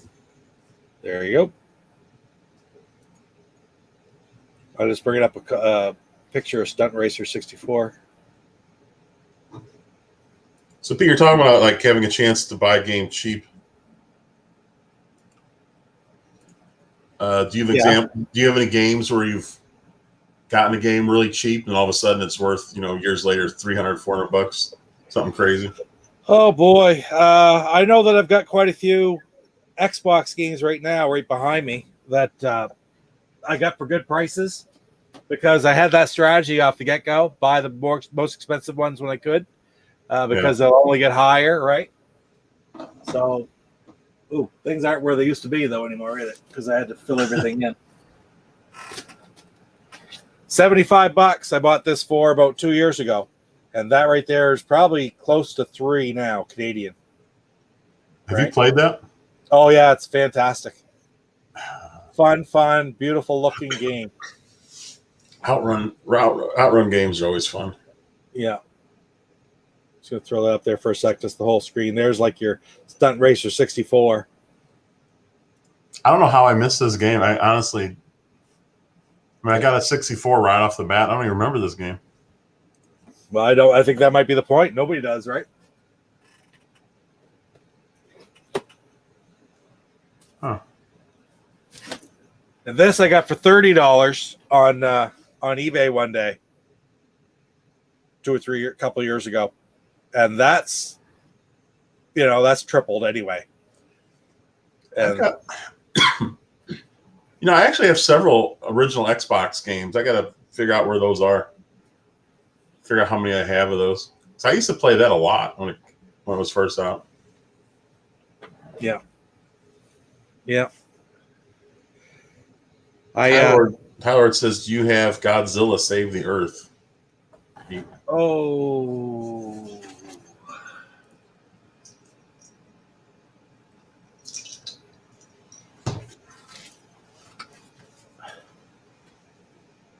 Right there.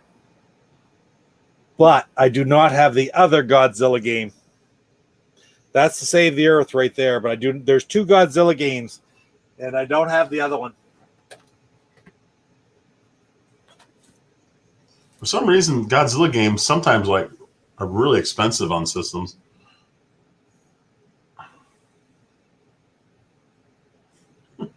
Oh, look at that. See this? RBK?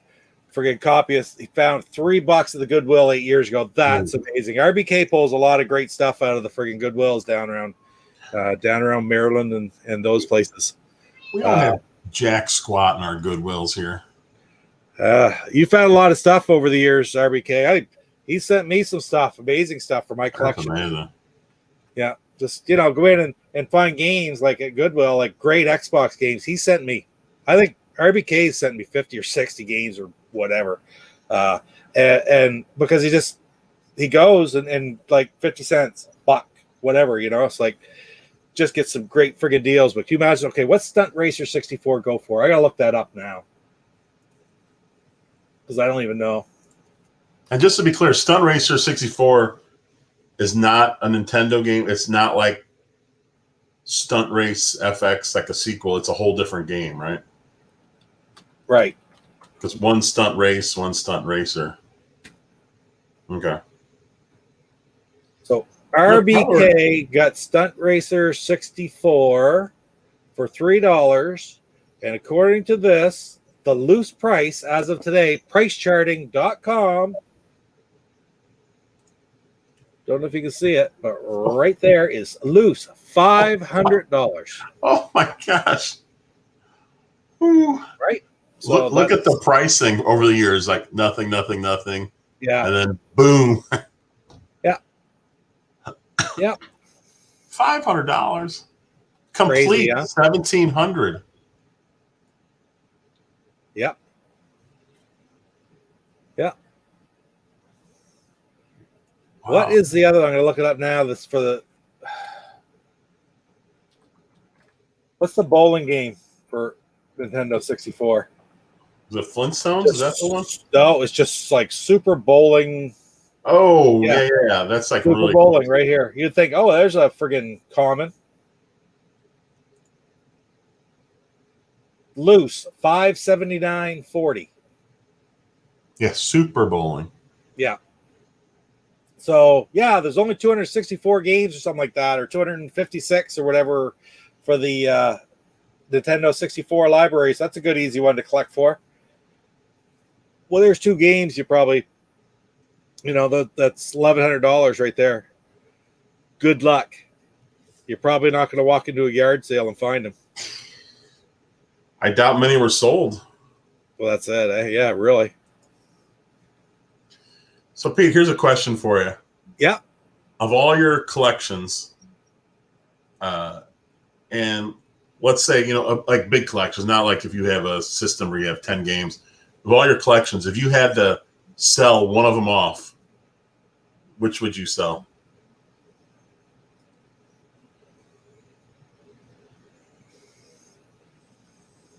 NES. NES? Interesting. Yeah. Because Xbox has sort of grown on me. I did have an Xbox, same as had an NES. The Atari and the Intellivision are the most special to me. Then it would be Xbox and NES are basically I collect anything. I collect anything, okay? But I told myself 2 years ago it doesn't work if you don't focus on something. Right. So that's where I picked up Xbox. And I've invested so much time and effort into Xbox. I really do like the system, even though I've played it probably less than any of the other systems. Okay. But I've just really, that's the other aspect of my personality. Okay. Because not only do I love video games, but I do love collecting. And it's been a lot of fun collecting for the Xbox. So I'm not stopping now. I'm going to keep going. And I want to finish it. And it doesn't mean that when I get done, I'm going to sell it. But the option's always there, right? But NES, if I had to sell something today, I'd start getting rid of NES games. Because I look at my Atari every day. I look at my Xbox every day. I look at my Intellivision every day and do all kinds. That one means the most to me right there. But NES is upstairs, put away, right? Well, it's like I said, it's been a year and a half, and I haven't even gone through to see what I still have of the NES collection. So obviously that one means less to me, right? Mm-hmm. So How about you? Of all the things, because you have tons of great old systems and My big collections are DS, TurboGrafx, Dreamcast, and GameCube. Oh man, oh that's painful. DS, TurboGrafx. I don't know. I'm going to think about that one, Pete. That's a tough one. yeah.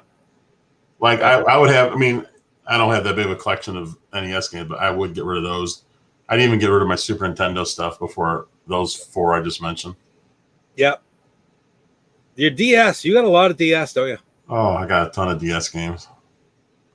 That's one of my all-time favorite systems because the DS back then is kind of like the Switch is now, where almost everything is coming to the Switch. Almost everything came to the DS. Even stuff like remember Point Blank, the PlayStation game, the shooting game with a gun. Yeah, It vaguely. was like an arcade shooter. They made a Point Blank for DS. You used your stylus to shoot. RBK, I forgot. You are going for a complete N64, are you not? Like, and if so, because it seems to me last time we were talking about that one time, and you had a video out where you're picking them up, and you weren't all that far away from it. I see you said where you need Super Bowling, but how many do you still need? Because oh my God, I can remember you had a list that was like 15, wasn't it? Thought I saw somewhere. Sorry, Jeff.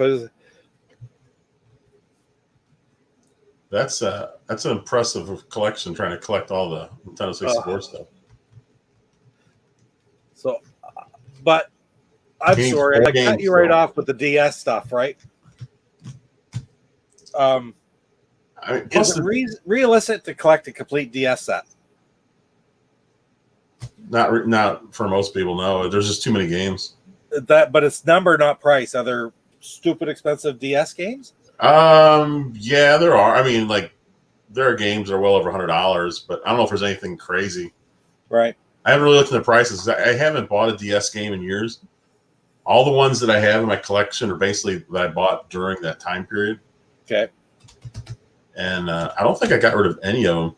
There was one, well, one game I did. I bought some game for my son. I can't even remember what it's called. It was some kind of samurai game.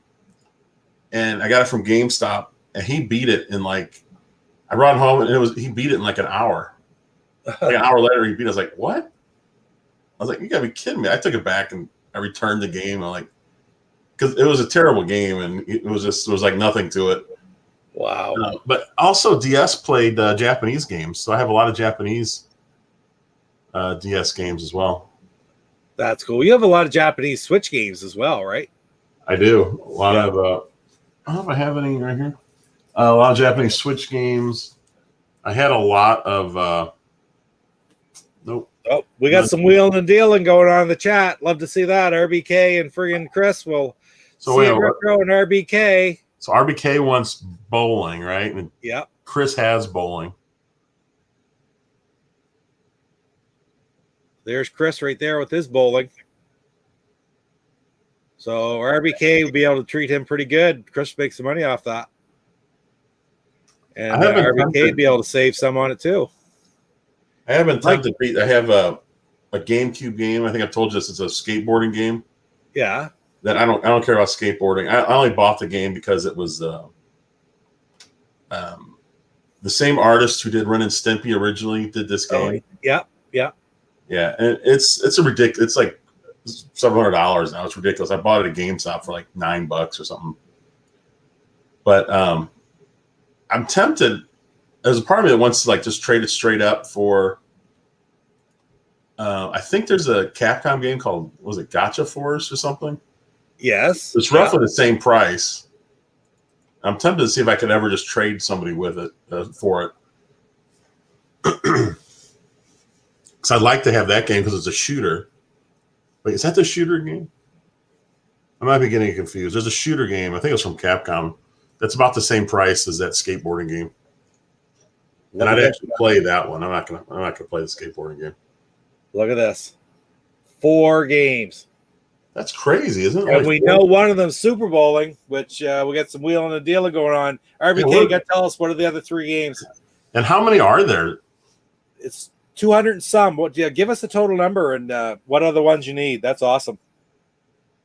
I know I don't have any because I've looked. That when you had a longer list, like you had a list of 25 or so, I looked one day. Pete, do you have a complete collection of anything? Pardon? Do you have a complete collection of any system? No. I mean, this is the most realistic thing for me to get here right now. Even though I'm at 115 or 114 and I only need like 11 or 12 games in television, I don't know that I'll ever have a spiker, a true spiker.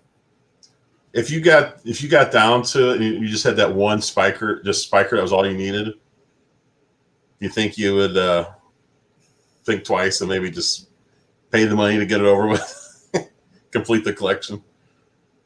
Well, it's one of those things. It's like if I just get this one game, then I'm done. But then it's like this game's also. I have things like this. I have GameCube games upstairs that I picked up as lots, like people.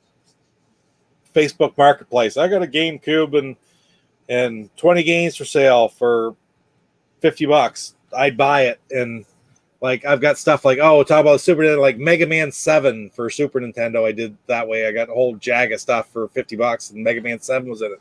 I got GameCube games now that are like Pokemon games, like are worth the one game is worth more. So that stuff just doesn't mean that much to me. So I've often contemplated if I get down to that point.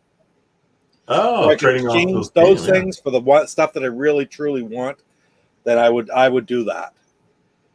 So the answer is yes, but I'm never going to be. I don't expect to really ever open up my wallet and fork out like. Well, that makes a lot of sense. 20 Ben Franklin's, right? It makes a lot of sense to trade off some expensive games for systems maybe you're not that connected to. Exactly. Yeah. Once I get to the point where it'll actually might close a door, that's what I'll look at. But until then, I'm happy because the chase is the fun. Once you have it, what do? Move on to something else. You sell them all and you try to get them all back. Right. Okay. But even that, like, the chase is what's fun. RBK said he's missing Worms is one of them. Oh, Worms. I can't believe I don't have Worms for Nintendo 64. As much as I love that franchise, I should have gotten Worms. So, Worms, Blitz Special Edition, International Superstar Soccer 2000 are like, because I'm sorry, but if you said, hey, I need Super Bowling, I said, well, that's not going to be an expensive game. It's a friggin' like shovelware common. No, it's a $500 game. So it's International Superstar Soccer 2000. Crazy hard to get. I guess I'll have to. Is that RBK? Is that soccer game? Is that the Konami one?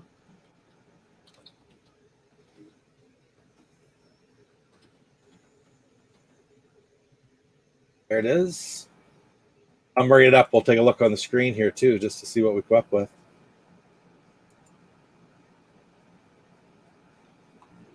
Not a ridiculously expensive game. Probably just difficult to find. Oh, that's a Blockbuster exclusive as well. The soccer. There it is. $74.19 is what it lists for. So, RBK, are you collecting? Does it have to be complete in box, or are you fine with just the loose cards? Oh, he's RBK is cards. I'm quite sure hard to find. Yeah, RBK is collecting the card only. So interesting that it's.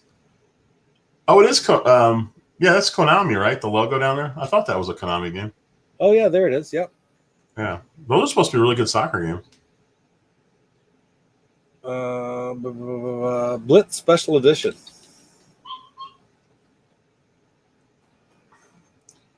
You would think that would be a hard game. I thought they made more Blitz titles than anything, but look at that. That's a $100 game again. So Super Bowling, Worms, Blitz Special Edition. Put Worms in, Pete. I'm curious what does Worms cost for 64? Not Worms Armageddon is it? Just Worms 64, right? don't think. Well, I don't know. There was a Worms Armageddon for Japan that flashed by. I think. Can you type Worms 64 and see if it? Yeah. Worms Armageddon. Oh, okay. Armageddon. And it's $252. God, see, okay, I know why I didn't get Worms Armageddon now, because I had Worms Armageddon on the Dreamcast, and I was like, why would I want Worms Armageddon on the 64 when the Dreamcast looks a lot better? Yeah, and I have it on the Dreamcast too. Yeah. Wish I would have gotten it now, though. So yeah. why is a soccer game that's so hard to find? Because I guess it was a Blockbuster game. So there must not be that many of them. Why is it only $70-something? You think it'd be a lot more expensive, wouldn't you? You would think, huh? Yeah, it sounds like it would be several $100 if there's not many around. Yeah, still over 100 from a new set, which will never happen. NES, yeah, that's pretty rough. Pete, you ever played a Worms game? Yeah, I have it on the Dreamcast. I really enjoy it. We used to play it quite a bit. But Do you have Armageddon? Yeah. Because there was that, and then they did a sequel, World Party, afterwards. Well, I say that. I think it's Worms Armageddon. I liked Armageddon better. And that is a $25 game. God, it's so much fun.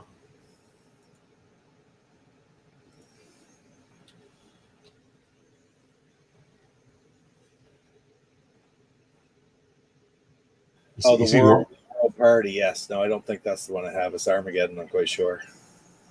Yeah, for sure. You see Worms has a Evercade cartridge that just came out? No, really? I still haven't bought any other cartridges. I should have. They've got I think there's 3 Worms. They have Worms Armageddon on there, which is the PS1 version, which Chris just mentioned.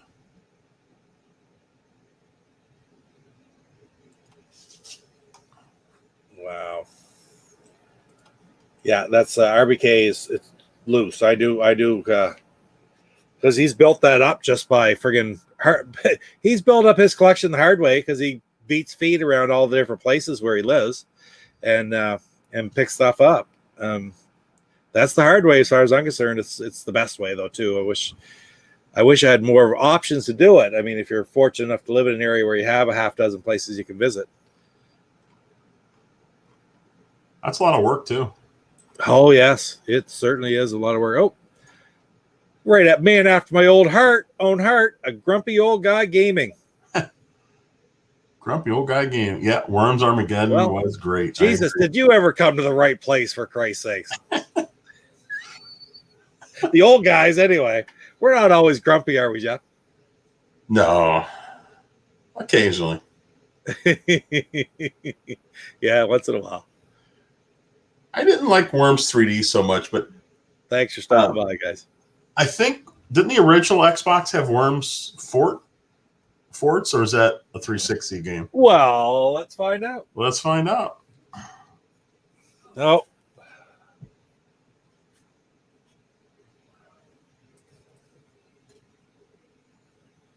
Chris, about old systems you go back in time. Oh boy. It would probably be TurboGrafx for me as well. If not TurboGrafx, then Sega Saturn.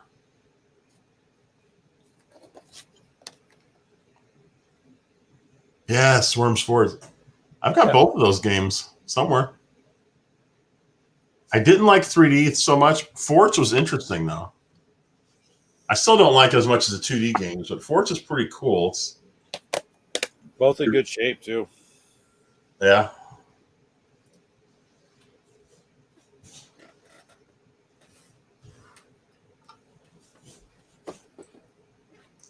I didn't realize how much I liked the original Xbox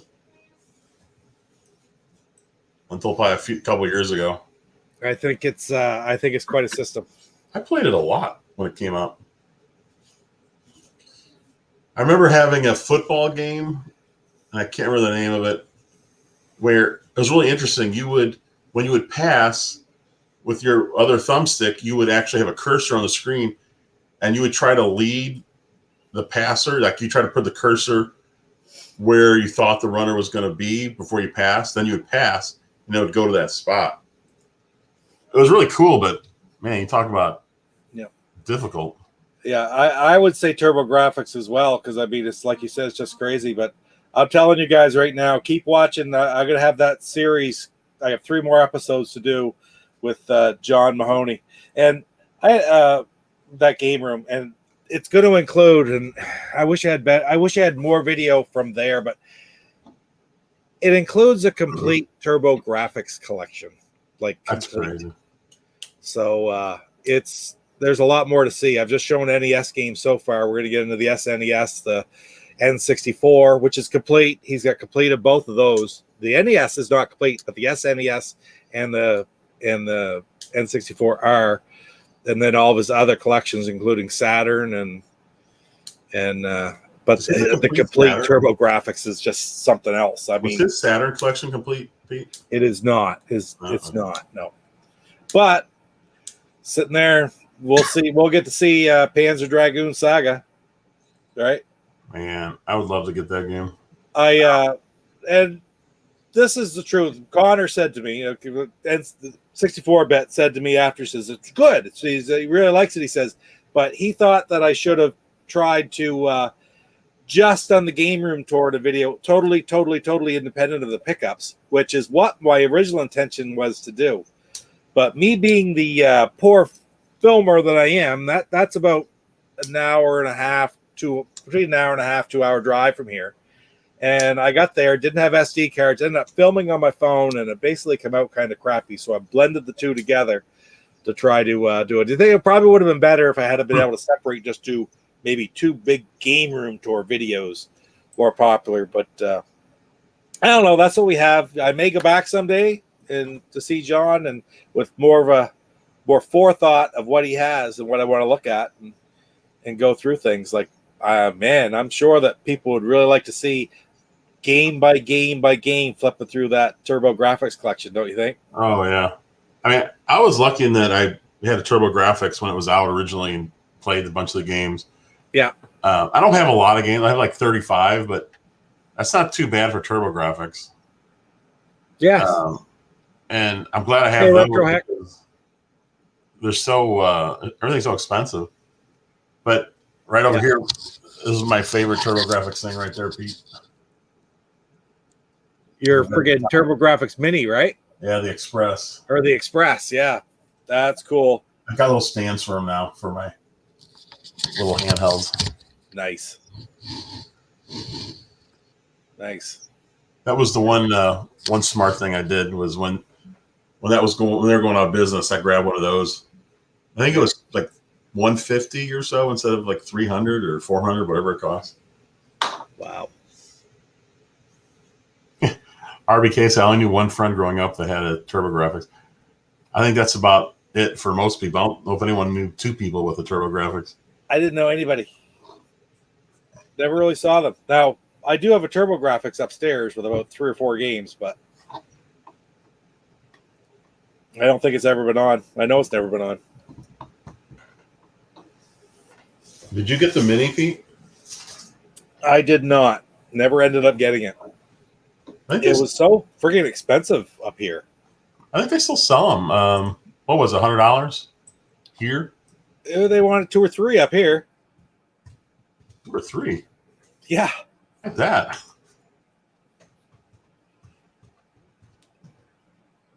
Well, it came with a dozen donuts and a year's supply of Tim Hortons coffee, though. Apparently. No, they're not selling them. They, well, you can. It's not. It's from a different seller. Right. Now it's $255. It was U.S. When it originally came out, it was $99 or $100. I wish I'd have got one, but I didn't, and that's okay. Maybe someday.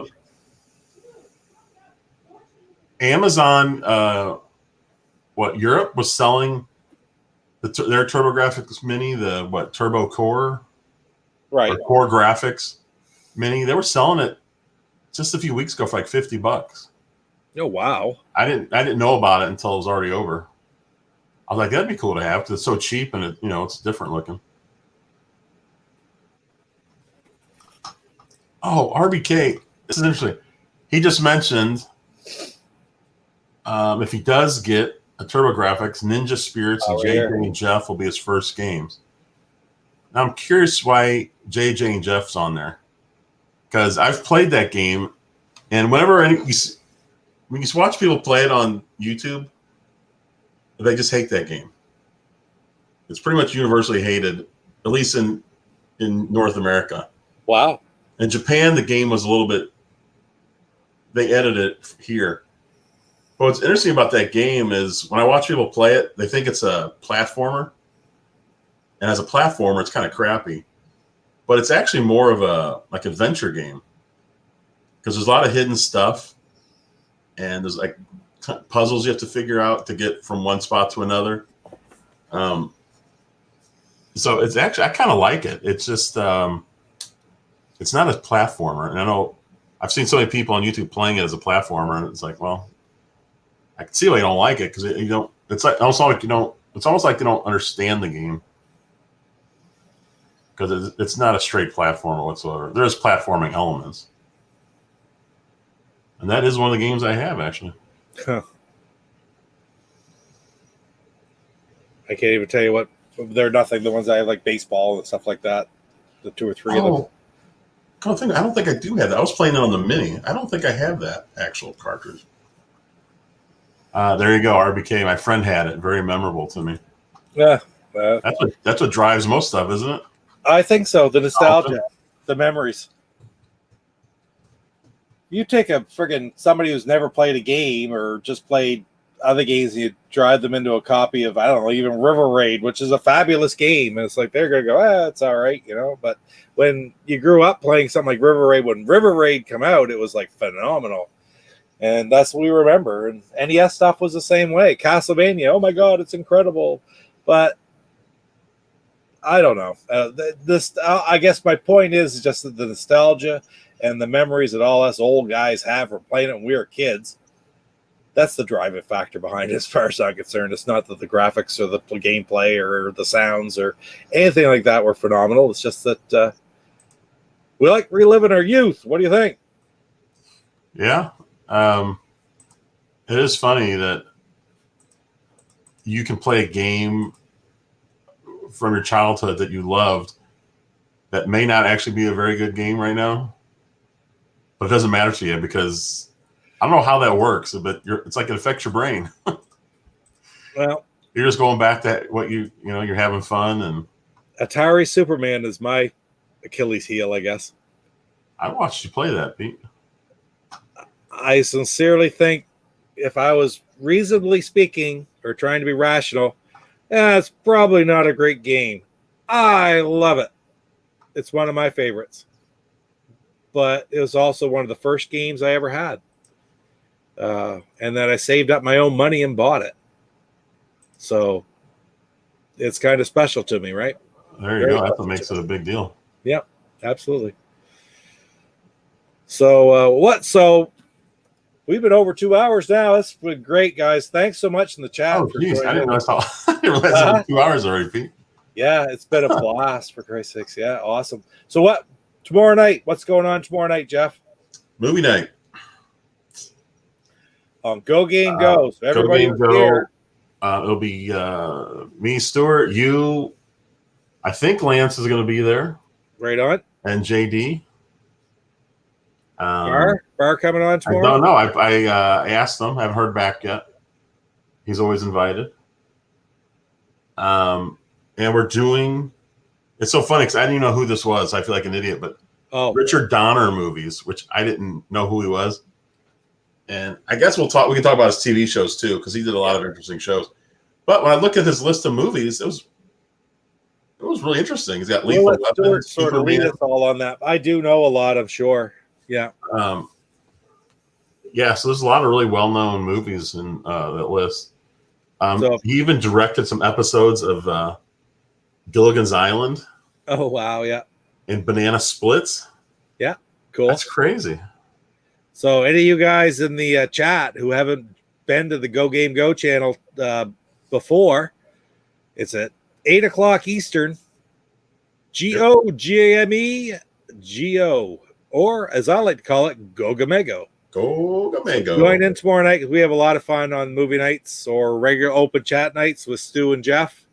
And like I say, Wednesday night, always at 7 Central, 8 Eastern, 9 o'clock, Papa Pete time. Yeah, right on. Pete, is there going to be a special video from you tomorrow? I don't know. I'm struggling. I'm struggling. Well, if you don't make it, I'll give you an extra week. Okay. But I might be able to come up with something. I don't know. We'll see. We'll see. We'll see. We'll see. The last one was a classic. Time I have. Although I had 33 minutes is all it took me last week, and I thought it came out pretty good. 33 minutes. That was a classic last week, Pete. Yeah. So we'll see what we could do. Anyway, guys, thanks a lot for joining Jeff and I tonight. Just so much fun. We'll be back in 2 weeks. 2 weeks from tonight with wrestling, video games, and retro adventures. I don't know what we're going to talk about yet. Might go back to wrestling. I don't know if there's a pay-per-view between now and then. SummerSlam's going to be coming up, but not yet. So maybe we'll just talk some more video games or some other systems because, this tonight was all about the NES. And, of course, like always, we get off on a tangent and talked about everything possible. So that's kind of the name of the game. All the topic of the night is a place to start and go off from there, right? Place to start and wander from and come back. That's right. Get together and meander. Anyway, guys, see you, CC Mental. I missed the cackle in the background, though. I'm not really liking this a whole lot, by the way. Just wanted to say that. Christopher Westerman, good to see you. You were here at the start, here at the end. Gotta love that. And we'll see you guys all in a couple weeks, or hopefully tomorrow night on Go Game Go. Take care. See you guys.